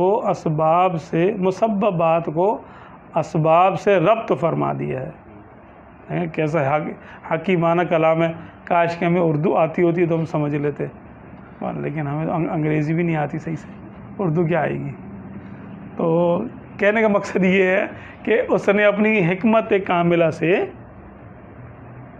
اسباب اور نتائج کو، کسی کام کو اور اس کے نتیجے کو آپس میں جوڑ دیا، یہ کرو گے تو یہ ہوگا اس وقت جب اللہ چاہے گا۔ آپ بیج ڈال دیں گے، پانی دے دیں گے، کھاد ڈال دیں گے، دوائی چھڑک دیں گے، اس کے بعد پودے کو نکلنا چاہیے نا، کب نکلے گا؟ جب اللہ کا حکم ہوگا۔ یہاں تک ہمارے اختیار میں دے دیا اس نے، آگے کا کوئی اختیار نہیں، آگے کسی کا باپ نہیں پیدا کر سکتا،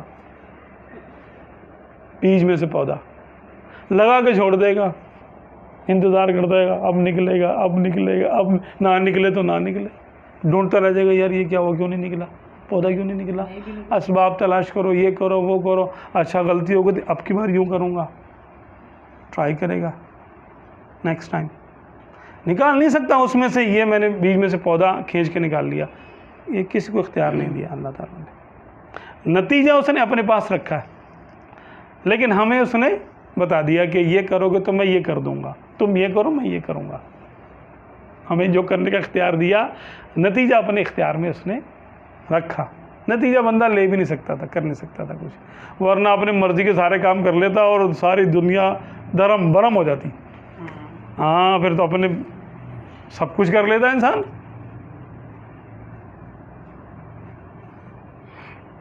بھائی یعنی ہر کوئی جو چاہتا کر لیتا نا، پھر تو ایسا نہیں ہے، اللہ نے ایک دوسرے کا محتاج بنایا، تم اس کے پاس جاؤ گے، تم اس کے پاس، وہ اس کے پاس، وہ اس کے پاس، وہ اس کے پاس، تو یہ ایک پزل ہے جس کے ٹکڑے پھیلے ہوئے ہیں، ہمیں لگتا ہے یار یہ کیا ہے، یار یہ کیا، یہ کیا، یہ کیا، جب اس کو اوپر سے دیکھتے ہیں تو یہ بالکل اس کو جوڑتے ہیں تو ایک پکچر بنتی ہے، یہ وہ اس کی پکچر کیا، ایک مشیت اور حکمت ہے، کیا بنانے والے نے کیا بنایا، زبردست بنایا۔ وہ جو ٹکڑوں کو دیکھتا ہے وہ کہتا ہے یہ کیا چیز ہے، یہ کیا چیز ہے۔ آپ نے کبھی وہ دیکھا ہے بچے جو کھیلتے ہیں، پزل جو ہوتا ہے، تصویر ہوتی ہے، اس کو یوں کر کے گھما دیتے ہیں ٹکڑوں کو، تو وہ لگتا ہے یار یہ کیا، جب اس کو ہم پورا کر لیتے ہیں تو ایک جو نا پکچر سامنے، ارے یہ تھا، یہ تھا۔ اس کو اگر ہم جب وہ بگڑی ہوئی حالت میں ہو، اس کے ہم کچھ ٹکڑے ہٹا دیں اپنی مرضی سے تو کیا ہوگا، پکچر بنائیں گے تو پکچر صحیح نہیں بنے گی۔ تو یہ جو کچھ ہو رہا ہے دنیا میں، صوفیاء کرام فرماتے ہیں، سیدنا داتا علی حجویری فرماتے ہیں کہ میرے پیر و مرشد، ان کا جب آخری وقت تھا تو ان کا سر میرے زانوں پر تھا، تو انہوں نے مجھے ایک نصیحت کی، بیٹا ایک نصیحت کرتا ہوں، بھولنا نہیں۔ میں نے بولا جی علی جان آپ فرمائیے۔ اب کتنی اہم بات ہوگی وہ، فرماتے ہیں کہ بیٹا کائنات میں جو کچھ ہو رہا ہے نا، تمہیں اچھا لگے یا برا لگے، جیسے کافر جیت گئے، مسلمان ہار گئے، زلزلہ آ گیا، لوگ مر گئے، سیلاب آ گیا، مویشی بہہ گئے، بے زبان بے گناہ مویشی بہہ گئے، فرعون آ گیا، اس نے ظلم کر دیا، تو دوسرا آ گیا، ایٹم بم مار دیا گیا، پتہ نہیں کیا کیا ہو گیا دنیا میں اور کیا کیا ہوگا ابھی۔ تو کچھ ہمیں اچھا لگتا ہے، کچھ برا لگتا ہے، تمہیں اچھا لگے یا برا لگے، کسی بات کے بارے میں دل میں اللہ تعالیٰ پر اعتراض نہ کرنا کہ یا اللہ یہ کیا کر دیا تم نے، وہ اپنی جگہ پر صحیح ہو رہا ہے، اپنی جگہ پر وہ بالکل صحیح ہے، ہمیں شعور نہیں نا۔ یہ ایسے ہی ہے کہ جیسے پزل کے ٹکڑے جب اپنی جگہ سے ہٹے ہوئے ہوتے ہیں تو ہمیں لگتا ہے یار یہ ٹکڑے کیا کر رہے ہیں یہاں پر، یہ کیا چیز ہے، یہ کیا چیز ہے۔ جب ہم اس کو جوڑتے ہیں تو ایک مکمل پکچر بنتی ہے نا، تو ہم کہتے ہیں ہاں یار دیکھو، میں تو اگر اس کو ہٹا دیتا تو یہ تو آنکھ تھی تصویر کی، یہ کان تھا، یہ ناک تھی۔ تو اللہ تبارک و تعالیٰ نے اپنی حکمت سے فعل اور نتائج کو ایک جگہ کر دیا، جوڑ دیا۔ یہ لا آف نیچر ہے کہ اس نے ایک چیز کو دوسری چیز سے جوڑا۔ جو اس کا راز پا لیتا ہے، کسی کو معلوم ہے یار یہ آیت پڑھنے سے دم کروں گا یہ بندہ ٹھیک ہو جائے گا، اب یہ راز ہے، ہر بندے کو نہیں پتا، یہ کرنے سے یہ ہو جائے گا، ڈسپرین پینے سے یہ ہوگا، پودینہ چاٹنے سے یہ ہوگا، کالا نمک چاٹنے سے یہ ہوگا، ہاں زیتون کھانے سے یہ ہوگا۔ تو یہ ہے لا آف نیچر ہے، یہ جو چاہے معلوم کر لیں۔ آنکھ دیکھتی ہے، کان سنتا ہے، آگ جلاتی ہے، پانی پیاس بجھاتا ہے۔ وہ چاہے یعنی اللہ چاہے تو آنکھ سنے، کان دیکھے، پانی جلائے، آگ پیاس بجھائے، نہ چاہے تو لاکھ آنکھیں ہوں، دن کو پہاڑ نہ سوجھے، پہاڑ بھی نظر نہ آئے دن میں، لاکھ آنکھیں ہوں، کروڑ آگے ہوں ایک تنکے پہ داغ نہ آئے۔ کس قہر کی آگ تھی جس میں ابراہیم علیہ السلام کو کافروں نے ڈالا، کوئی پاس نہ جا سکتا تھا، گوپن یعنی منجنیق میں رکھ کر پھینکا۔ جب آگ کے سامنے پہنچے جبریل امین علیہ السلام حاضر ہوئے اور عرض کی ابراہیم کچھ حاجت ہے؟ فرمایا ہے مگر تم سے نہیں۔ عرض کی پھر اسی سے کہیے جس سے حاجت ہے۔ فرمایا علمہ بحالی کفانی عن سوالی، کہ اس کا میرے حال کو جان لینا کافی ہے، میں سوال کیوں کروں؟ کیا وہ نہیں جانتا میں کس حال میں ہوں؟ اسی کی خاطر تو کر رہا ہوں، اس کو نہیں پتا۔ تو اللہ نے ارشاد فرمایا یا نار کونی بردا و سلاما علی ابراہیم، کہ اے آگ ٹھنڈی اور سلامتی ہو جا ابراہیم پر۔ اس ارشاد کو سن کر روئے زمین پر جتنی آگیں تھیں سب ٹھنڈی ہو گئی، کہ شاید مجھی سے فرمایا جاتا ہو۔ اور یہ تو ایسی ٹھنڈی ہوئی کہ علماء فرماتے ہیں کہ اگر اس کے ساتھ وسلامن یعنی سلامتی والی ہو جا، یہ لفظ نہ ہوتا کہ ابراہیم پر ٹھنڈی اور سلامتی ہو جا، تو اتنی ٹھنڈی ہو جاتی کہ اس کی ٹھنڈک ایزا دیتی، یعنی برف ہو جاتی آگ۔ کیا بات ہے! یہ ہمارا ایک ٹاپک آج مکمل ہو گیا۔ وہ کیا تھا؟ اللہ تبارک و تعالیٰ کی توحید کے بارے میں ہم نے 29، آج ہمارا 29 یہ تھا، یعنی جو ہے نا عقیدہ تھا، 29 عقیدے ہم نے سیکھے ہیں اس میں، بڑے بڑے۔ تو 29 عقیدے ہیں، 29 پوائنٹس ہیں اس کے۔ تو یہ ہمارے تقریباً 3 یا 4 ایپیسوڈ اس میں ہوئے ہیں، 4 ہوئے تقریباً۔ تو اگر کوئی دیکھنا چاہے تو اس میں سے دیکھ سکتا ہے، سمجھ سکتا ہے۔ اب انشاءاللہ نیکسٹ ٹائم ہم پھر عقائد نبوت کے بارے میں، کہ نبی کون ہوتے ہیں، نبی علیہ السلام کے بارے میں کیا عقیدہ ہونا چاہیے، اور ان کے علوم کیا ہیں، ان کی حیثیت کیا ہے کائنات میں، اللہ کے یہاں ان کا کیا معاملہ ہے، دنیا میں ان کا معاملہ کیا ہے، آخرت میں ان کا معاملہ کیا ہے، ان کے بارے میں پھر انشاءاللہ ہم نیکسٹ اس میں انشاءاللہ تعالیٰ سنیں گے۔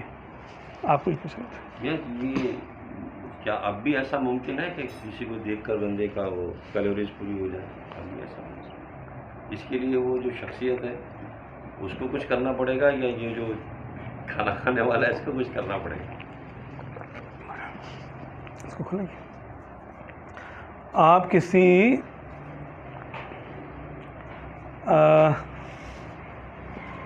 جس کی شادی ہونے والی ہو نا، اس سے پوچھیں 1-2 دن تو اس کو صحیح سے نہ بھوک لگے گی نہ پیاس لگے گی۔ ایسا ہی ہے، بالکل ایسا ہی ہے۔ Am I right؟ یہی بات، اس کو زبردستی کھلانا پڑتا ہے نا؟ بالکل۔ کیوں؟ اچھا کمزوری بھی نہیں محسوس کریں گے؟ بالکل نہیں محسوس کرتا، بلکہ اور چہرے پہ اس کی رونق ہو جاتی ہے۔ دیکھیں نا یہ کیا ہے، یہ پتہ چلا کہ خوشی جو ہے وہ خوشی سے کیلوریز آپ کی برسٹ نہیں ہو رہی ہیں بلکہ کنزیوم ہو رہی ہیں، یعنی اپنا محفوظ ہو رہی ہیں، ان کی کنزرویشن ہو رہی ہے۔ آپ کی کیلوریز ضائع نہیں ہو رہی ہیں، آپ کی کیلوریز جو ہماری باڈی ہے یہ تو اس ہوا سے بھی اپنا گزارا کر سکتی ہے، یہ روشنی سے ہم جذب کر لیں نا، اگر اس طرح کر کے بیٹھ جائیں، 2 زانوں ہو کے بیٹھ جائیں، آنکھیں بند کر لیں اور ذکر کریں، یا ذکر جو نہیں کرتے، جو جوگی اور یوگی ہوتے ہیں، وہ کائنات کی جو ہڈن انرجی ہے اس کو جذب کرتے اپنے اندر، کئی دن کھانا نہیں کھاتے۔ ہندوؤں میں زیادہ تر دیکھیں وہ لا آف نیچر سمجھے ہیں، ان کے پاس کم درجے کا علم ہے، ہمارے پاس تو قرآن کا علم ہے۔ ہمارے جو صوفیاء ہوتے تھے فرماتے مجھے کھانے کی حاجت نہیں ہے، صرف سنت کے لیے کھاتا۔ السہل تستری رحمۃ اللہ علیہ 15 دن کے بعد کھانا کھا لیا کرتے تھے، کہتے میں زیادہ دن رہ سکتا ہوں لیکن بھائی مجھے شرم آتی ہے کہ آپ صلی اللہ علیہ وسلم نے 15 دن سے زیادہ کھانا نہیں چھوڑا تھا، تو میں بھی 15 دن تک ہی رکھتا ہوں، پھر سرکار صلی اللہ علیہ وسلم نے بھی اپنے آپ کو ظاہر نہیں فرمایا کہ وہ کتنے دن تک، انسانی طاقت کے مطابق وہ کتنے دنوں تک وہ چھوڑ سکتے تھے کھانا. تو میں بھی پھر جو ہے نا 15 دن تک ہی رکھتا ہوں اپنا معاملہ. اب روزہ کیا ہوتا ہے یار؟ روزے میں ہمارا چھوٹا بچہ ہوتا ہے وہ پورا دن گزار لیتا ہے. یہ کیا ہے نا، اس میں طاقت آ جاتی ہے.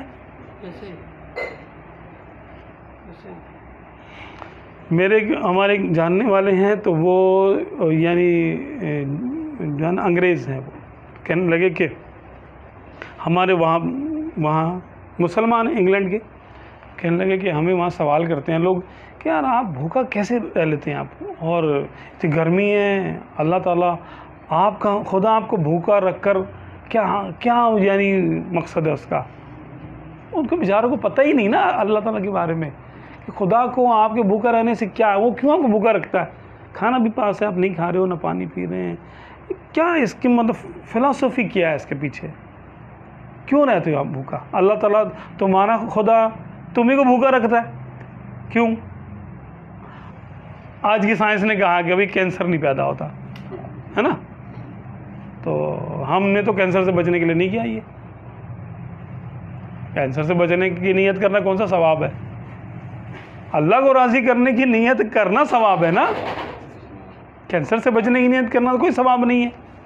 یہ تو ایک ضمنی فائدہ ہے، بائی پروڈکٹ ہے یہ تو ہمارے لیے کہ ضمنی فائدہ حاصل ہو گیا ہمیں. آج کے دور میں بھی قرآن پاک کو دیکھنے سے آپ کی آنکھوں کا نمبر کم ہو جاتا ہے، یعنی آپ کا چشمہ اتر جائے گا اگر آپ دیکھ کر پڑھیں گے نا قرآن پاک. خانہ کعبہ کو دیکھنے سے آپ کی آنکھیں تیز ہوتی ہیں.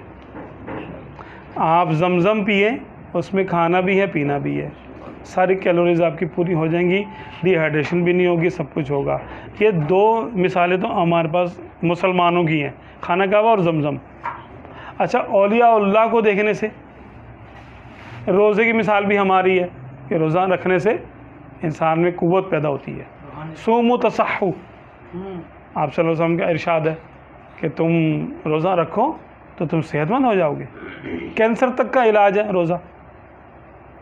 اور تو ہم لوگ تو مسلمان تو آج کل کیونکہ صرف نام کے رہ گئے ہیں نا، اگر یہ صرف صحیح سے کھانا شروع کر دیں، سنت کے مطابق بیٹھ کر کھانا کھائیں بسم اللہ پڑھ کر، اور 1/3 خوراک لیں. ایک دفعہ چیک کر لیں کہ میں بغیر پانی پیے میری جو ہے نا پسند کی چیز ہو تو میں کتنا کھانا کھاتا ہوں. اگر روٹی کھاتے ہیں تو دیکھ لیں بھئی 1 روٹی 2 روٹی 3 روٹی سے میں یہاں تک ہو جاتا ہے بھائی، پانی نہ پیوں. تو 3 کا معنی یہ کہ اب آپ کے جسم میں 3 روٹیوں کی خوراک ہے، یعنی گنجائش ہے. اب آپ اس کو 3 سے اس کو تقسیم کر دیں تو 1 روٹی آ گئی. 1 روٹی اور 1 روٹی کے مطابق پانی اور 1 روٹی کے مطابق خالی پیٹ، یعنی 3 حصے کرے پیٹ کے، 1 میں کھانا، 1 میں پانی اور 1 میں ہوا، تاکہ یہ آپ کا معدہ جو ہے اس کو ہضم کرنے کی، کیونکہ یہ پھیلتا بھی ہے سکڑتا بھی ہے، پھیلتا بھی سکڑتا بھی ہے. بیچارہ یوں تو ہو سکے نا وہ، اب اس کو اتنا پیک ٹو کیپیسٹی کر دیتے ہیں، ٹھوس کے اندر اس کے اندر بھر دیتے ہیں، وہ بیچارہ یوں بھی نہیں ہو سکتا کیونکہ پہلے اتنا پھول چکا وہ، اور یوں تو ہو نہیں سکے گا وہ. بھائی یوں ہو کے یوں ہوگا تو وہ جوس بنے گا نا اس کا غذا کا. تو زیادہ کھانے سے انسان میں کمزوری آتی، بیماریاں پیدا ہوتی ہیں. یہ کھانے کو اگر ہم سنت کے مطابق اپنے آپ کو کر لیں تو ان سنتوں سے ہمیں اتنا نور اور اتنی طاقت حاصل ہو کہ ہم دیکھتے ہیں کہ بعض اوقات ہمارے شہداء، ہمارے مسلمانوں میں نیک لوگ انتقال کے بعد 4 سال بعد، 5 سال بعد، 8 سال بعد، 100 سال بعد، 200 سال بعد ان کی میت نکلتی ہے تو جسم ٹھیک ہوتا ہے ان کا. کیا یہ پاسبل ہے؟ پاسبل نہیں ہے عام لوگوں کے لیے، لیکن یہاں تو ہے، ظاہر ہو گیا بھائی، ہم نے اپنی آنکھوں سے دیکھ لیا. اب کیا کریں گے اس کو؟ پرزرویشن ہو رہی ہے نا اس کی. کون کر رہا ہے اس کو پرزرو؟ خوراک مل رہی ہے نا اس کو, وہ کسی قانون کے تحت ہی زندہ ہے, اس کا جسم کسی قانون کے تحت سلامت ہے, بغیر قانون کے نہیں ہے. کیا ہمیں لا آف نیچر سب قوانین ہمیں آ گئے ہیں؟ نہیں آئے نا, ابھی تو ہم نے چند قوانین معلوم کیے. Law of conservation of body, law of conservation of mass, یعنی ماس جو ہے وہ کیا ہے کہ مادہ ہمیشہ باقی رہتا ہے. تو انسان کا جسم بھی سلامت رہتا ہے, اس کا بھی کوئی قانون ہے. وہ قانون کیا ہے کہ اس نے اپنی زندگی میں اتنا قرآن پاک پڑھا تھا, یا اتنا درود شریف پڑھا تھا, یا اتنا ذکر کیا تھا کہ اس کی باڈی نور میں تبدیل ہو گئی تھی, کیونکہ ذکر نور ہے. دیکھیں چھوٹی سی مثال میں آپ کو دیتا ہوں. ہمارا کھانا حرارت میں تبدیل ہوتا ہے کہ نہیں ہوتا؟ ہوتا ہے. ہم ٹھنڈا آم کھائیں, آم کی تاثیر کیا ہے؟ گرمی پیدا کر دے گا. برف میں لگا ہوا انڈا کھا لیں, ابلا ہوا, گرمی پیدا کرے گا. کیا مطلب ہے اس کا؟ ٹھنڈا کھا رہے ہیں, اس کی ٹھنڈک عارضی ہے, لیکن اس میں جو کیلوریز ہیں نا, وہ کیلوریز حرارت پیدا کریں گے ہمارے جسم میں, وہ گرمی پیدا کریں گی ہمارے جسم میں. ٹھیک ہے, ایک عمل ہمارا کھانا ہے, ایک ہمارا عمل ہے پڑھنا, ذکر کرنا. اب آپ یہاں 5 منٹ بیٹھیں اور اللہ ہو اللہ ہو اللہ ہو آپ کریں, دیکھیں کیا ہوتا ہے آپ کی باڈی کے ساتھ. جسم گرم ہو جائے گا آپ, تو کیلوریز پیدا ہو رہی ہے نا. اچھا, کیلوریز کو اگر ہم دیکھیں تو کیلوریز نظر نہ آنے والی ایک انرجی ہے, اس کو ہم نور بھی کہہ سکتے ہیں. ایک طرح سے نور ہے وہ. روشنی کی بہت ساری قسمیں ہمیں نظر نہیں آتی. الٹرا وائلٹ ہمیں نظر نہیں آئے گی نا, حالانکہ وہ بھی نور ہے, اور روشنی میں سے نکلی ہے نا وہ الٹرا وائلٹ, لیکن ہماری یہ آنکھ اس کو نہیں دیکھ سکتی. تو نور ضروری نہیں کہ نور ہمیں نظر ہی آ جائے. بہت سارے نور ہمیں نظر ہی نہیں آتے. ارے فرشتے نظر نہیں آتے ہمیں دائیں بائیں, وہ بھی نور سے بنے ہیں نا, لیکن وہ کسی الٹرا وائلٹ ریز سے بنے ہیں. مثال کے طور پہ سمجھانے کے لیے کہہ رہا ہوں, کیونکہ ہم ان کو کسی آنکھ سے اور کسی جو ہے نا وہ کسی مشین سے ہم ان کو ابھی تک ڈیٹیکٹ نہیں کر سکے, دیکھ نہیں سکے. وہ اللہ نے ایسے کسی طریقے سے بنایا ہے کہ جو ہماری رینج سے باہر ہے ان کا نور. تو ذکر کرنے سے جو نور پیدا ہوتا ہے وہ باڈی کو پریزرو کر دیتا ہے. درود شریف پڑھنے سے جو نور پیدا ہوتا ہے وہ باڈی کو پریزرو کر دیتا ہے. تو مسلمانوں کی باڈی کئی سو سال کے بعد بھی آپ کو ویسی نظر آ سکتی ہے. آج تک کسی کافر کی باڈی نہیں نکلی ایسے. کیوں؟ وہ بھی تو ذکر کرتے ہیں اپنا, لیکن ان کا ذکر نور نہیں ہے, ان کے ذکر میں ظلمت ہے, اندھیرا ہے, کیونکہ اس میں شیطان کا دخل ہوتا ہے. وہ آگ سے ان کی باڈی خاک ہو جائے گی مرنے کے بعد.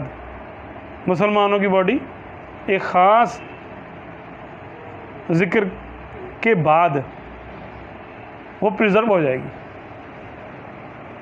محفوظ ہو جائے گی.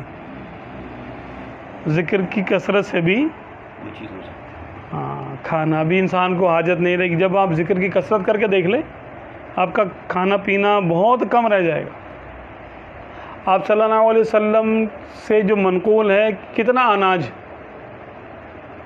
شاید 2.5 کلو, پوری لائف میں 2.5 کلو اناج منقول ہے جی.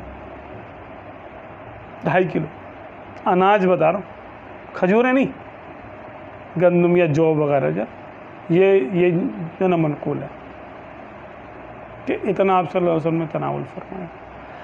سیدہ خدیجہ الکبریٰ رضی اللہ تعالی عنہا جو غار حرا میں جایا کرتی تھی آپ صلی اللہ علیہ وسلم کے لیے نبوت کے اعلان سے پہلے کی بات بتا رہا ہوں، تو جو کھانا لے کر جاتی تھی 15 دن کے بعد وہ کھانا ویسے واپس لے کے آ جاتی تھی. اچھا کھانا بھی جو ہے نا خراب نہیں ہوتا تھا، وہ کیوں؟ سرکار کی صحبت میں رہتا تھا. کھانا کیسے خراب ہو جاتا؟ نہ آپ صلی اللہ علیہ وسلم وہ کھانا تناول فرماتے، توجہ ہی نہیں ہوتی. کن تجلیات میں ہوتے تھے آپ صلی اللہ علیہ وسلم کو ہمیں کیا پتا، کیونکہ نبی ہمیشہ سے نبی ہوتا ہے، عالم ارواح سے وہ نبی ہی بن کے آتا ہے. وہ یہاں آ کے کوئی الگ سے نہیں بن جاتا، وہ کہ پہلے وہ بڑا کچھ اور تھا پھر بعد میں اچانک اسے نبی چن لیا گیا، ایسا نہیں ہوتا. یہ چیزیں اچانک والی نہیں ہیں، یہ ازلی انتخاب ہے. خیر اس کو انشاءاللہ ہم نیکسٹ اس میں کریں گے. تو اس وقت بھی ایسا ہو سکتا ہے کہ ہم ذکر و اذکار کے ذریعے اور تصور شیخ کے ذریعے ہم اپنے آپ کو اپنا پیٹ بھر سکتے ہیں. پیٹ بھی بھرا جا سکتا ہے. انسان تو ایک عجوبہ ہے یار، پوری کائنات میں سب سے عجوبہ روزگار کوئی چیز ہے نا تو وہ انسان ہے. نہ اس کی طرح کا کوئی فرشتہ ہے، نہ اس کی طرح کا کوئی جن ہے، نہ اس کی طرح کا کوئی مخلوق اور اللہ نے بنائی کوئی نہیں. انسان کو الگ ہی بنایا اس نے. کسی کو اپنا خلیفہ کہا اس نے؟ انسان کو. ہم خود ہی اپنے آپ سے واقف نہیں ہیں. مسئلہ یہی تو ہے. سرکار عالم صلی اللہ علیہ وسلم نے کیا ارشاد فرمایا کہ تو اپنے آپ کو جان لے، تو نے اپنے رب کو پہچان لیا. من عرف نفسہ فقد عرف ربہ. جس نے اپنے نفس کو پہچانا یعنی اپنے آپ کو پہچانا، اس نے اپنے رب کو پہچان لیا. یہ رب کی تجلیات کا آئینہ ہے انسان. اپنے آپ کو پہچانے گا تو اپنے رب کو پہچان لے گا کہ میں کیا ہوں، مجھے ہی نہیں پتا میں کیا ہوں. اللہ تبارک و تعالی ہمیں اپنی معرفت عطا کرے، اپنے حبیب صلی اللہ علیہ وسلم کا قرب عطا کرے. جی جی یہ جو بات چل رہی ہے اس میں کوئی ایسا وظیفہ ہے جس سے کوئی شخص کو پڑھے تو اس کی ایسا نور پیدا ہو کہ اس کا چہرہ خوبصورت؟ کیونکہ آج کل بڑی کریمیں شریمیں آئی ہوئی ہیں مارکیٹ میں، خرچہ بھی بڑا ہوتا ہے. ہاں یہ روحانیت کا ایسا کوئی وظیفہ ہے کہ بالکل پڑھے؟ ہماری بچیاں ہیں خاص طور پر سورہ یوسف پڑھیں. ہاں سورہ یوسف کی خاص بات ہے. اور سورہ یوسف تو بہت بڑی ہے. چلے سورہ والتین پڑھ لیں. والتین والزیتون وطور سینین وہذا البلد الامین لقد خلقنا الانسان فی احسن تقویم. بے شک ہم نے انسان کو بہترین صورت پہ پیدا کیا ہے نا. اس کے اندر تو خوبصورتی کیا ہے؟ اعضاء کا تناسب، جی کلر کمپلیکشن، تناسب اس کا، یہی ہے نا خوبصورتی. جی اور اصل خوبصورتی کیا ہوتی پتہ ہے؟ اصل خوبصورتی چیز میں نہیں ہوتی، دیکھنے والے میں ہوتی ہے. ہر کسی کو کوئی اور خوبصورت لگ رہا ہوگا، یہ ہمیشہ دیکھے گا آپ. ورنہ اگر کوئی ایسا ہوتا تو ایک ہی شخص پوری دنیا کا محبوب ہوتا. لیکن ہر ایک کا محبوب الگ الگ ہوتا ہے. دنیاوی اعتبار سے بات کر رہا ہوں میں، انسانی اعتبار سے.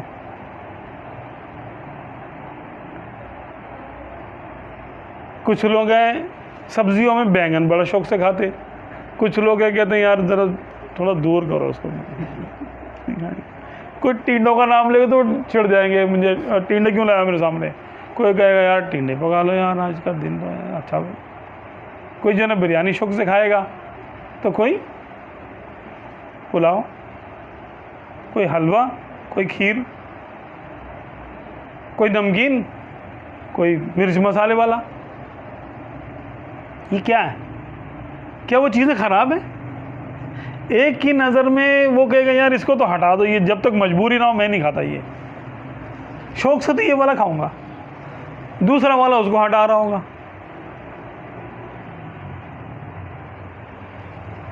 صحیح ہے نا؟ تو مثال کے طور پہ ایک ہمارے دوست ہیں وہ جو بتاتے ہیں کہ بھائی جو چیز کہتے ہیں مجھے جو ہے نا میٹھا پسند ہے اور کھٹا بالکل مجھے نا پسند نہیں ہے مجھے، اور ہماری بیگم ہے ان کو میٹھا بالکل نہیں پسند، کھٹا پسند ہے. پھر اب جو چیز گھر میں آتی ہے اگر میٹھی ہوتی ہے تو میری، دونوں حصے میرے، اور کھٹی ہے تو دونوں حصے اس کے. یہ بھی صحیح ہے. چلو، تو آخر کھٹا اور میٹھا اللہ نے بنایا نا، تو کسی نے کھٹے کو اپنا محبوب بنا لیا یا قدرتی طور پہ اس کو اس کے ساتھ رغبت ہو گئی، بس اس کے لیے وہ خوبصورت ہو گیا. ایسے ہی آپ کا چہرہ مہرہ کیسا ہی صحیح، آپ کو کچھ لوگ سخت ناپسند کرتے ہوں گے، دیکھتے بولتے کہ اب یار انس سے کیا دیکھ لیا میں نے آج. کچھ ایسے ہوں گے بولتے ہوں گے بھائی ماشاءاللہ پیر صاحب مجھے آپ جو ہے نا مرید کر لیں اپنا. یہ ایسے بھی آپ کے جو ہے نا پیچھے بھاگنے والے بھی ہوں گے. ایک ہی چہرہ ہے، دو رائے کیسے آ گئی؟ تو دیکھنے والے کی اندر ہوتی ہے خوبصورتی اور بدصورتی. ابو جہل آپ صلی اللہ علیہ وسلم کو کیا کہتا تھا، اور صدیق اکبر رضی اللہ عنہ آپ صلی اللہ علیہ وسلم کو کیا کہتے تھے؟ فرق ہے نہیں. تو دیکھنے کا فرق ہے اصل میں. کلر بلائنڈ جو ہوتے ہیں ان کو کلر نظر نہیں آتے، تو کیا اس چیز میں کلر ہوتے بھی نہیں ہیں؟ کلر تو ہوتے ہیں، اس کا نظر نظر نہیں آتے، اس کو نظر نہیں آتے. تو پھر اس کو کہتے ہیں گر نبیند بروز شپر چشم، چشمہ آفتاب را چے گنا، کہ اگر دن کے وقت چمگادڑ کو سورج نظر نہیں آ رہا تو اس میں سورج کا کیا قصور ہے؟ اس کی آنکھیں چندی آ گئی، وہ یوں کر لے گی تو اس کو سورج نظر نہیں آئے گا. چمگادڑ کو رات کو دیکھے گی وہ. صحیح ہے نا؟ تو اللہ تبارک و تعالیٰ نے ہاں کوئی ویسے ہی اگر سب کے سامنے خوبصورت ہونا چاہتا ہے، سب لوگ اس کو کریں، تو سورہ یوسف کی چلے میں آیت بھی آپ کو جناب بتا دیتا ہوں، کر لیں چاہے تو پڑھ لیں وہی آیت، اتنی زیادہ نہ پڑھے. ایک آیت ہے اس کے اندر فَلَمَّا رَأَيْنَهُ أَكْبَرْنَهُ وَقَطَّعْنَ أَيْدِيَهُنَّ وَقُلْنَ حَاشَ لِلَّهِ مَا هَذَا بَشَرًا إِنْ هَذَا إِلَّا مَلَكٌ كَرِيمٌ. یہاں تک پڑھے کہ جب عورتوں نے یوسف علیہ السلام کو دیکھا تو کہنے لگی ہائے اللہ، عورتیں ایسی کہتی ہیں نا، حاشا للہ، اللہ کی قسم، ما ھذا بشرا، یہ کوئی انسان تو نہیں ہے، ان ھذا الا ملک کریم، یہ تو کوئی عزت و کرامت والا فرشتہ ہے. قطعنا ایدیہن، اپنے ہاتھوں کو کاٹتی نہیں، قطعنا یعنی چھری چلاتی نہیں، کاٹتی نہیں، کاٹتی جب تک ان کو دیکھتی نہیں تو کاٹتی نہیں اپنے ہاتھ. انگلیاں کٹی، کیا کچھ کٹا، ہتھیلیاں کٹی، خون نکلا، کتنا کٹا، کچھ بچا کہ نہیں بچا نا، یعنی الگ ہو گیا، گوشت کٹ گیا یا ہڈیاں تک کاٹنی. قطعنا ہے، قطعنا کہ کاٹتی نہیں، بار بار کاٹا. قطع کا معنی ہوتا ہے ایک بار کاٹنا، اور قطع کا معنی ہوتا ہے بار بار کاٹنا. قطعنا ایدیہن، تو انہوں نے بار اپنے ہاتھوں کو کاٹنے لگی، کاٹتی نہیں، کاٹتی نہیں، کیونکہ آپ کو ایک دفعہ صرف گزرنے کا کہا تھا زلیخا نے رضی اللہ تعالی عنہ کہ بس تم اس محفل سے یوں کر کے گزرو بس، اور عورتوں کو بٹھا دیا وہاں پر، اور ان کے ہاتھ میں چھریاں دے دی، سنگترا دے دیا، اور ان سے کہا بھائی ابھی کوئی نہ کاٹے، جب میں کہوں تب کاٹنا. اور ادھر ان کو کہا کہ بس یہاں سے گزر کے وہاں چلے جاؤ. اب جیسے کہ داخل ہوئے زلیخا نے کہا چلو ابھی کاٹو. اب انہوں نے کاٹا تو سنگترا تو کٹا کٹا، ہاتھ بھی کٹ گیا، محب ہو گئی. یہ وہ آیتیں اس میں اس کا بیان ہے. تو اس کو پڑھ لیں 7 بار پڑھ کے اپنے چاہیں تو زیتون کا تیل ہے وہ لے لیں، یا یہ کریمیں تو نہ لیں، میرا خیال جو کریمیں جو ہے نا یہ ہمارے اس کے اندر میں نے ہمارے ایک دوست سے کام کرتے تھے اس کا، یورپ سے لاتے تھے کریمز وغیرہ وہ، پھر انہوں نے چھوڑ دیا. میں نے کہا یار کیوں چھوڑ دیا؟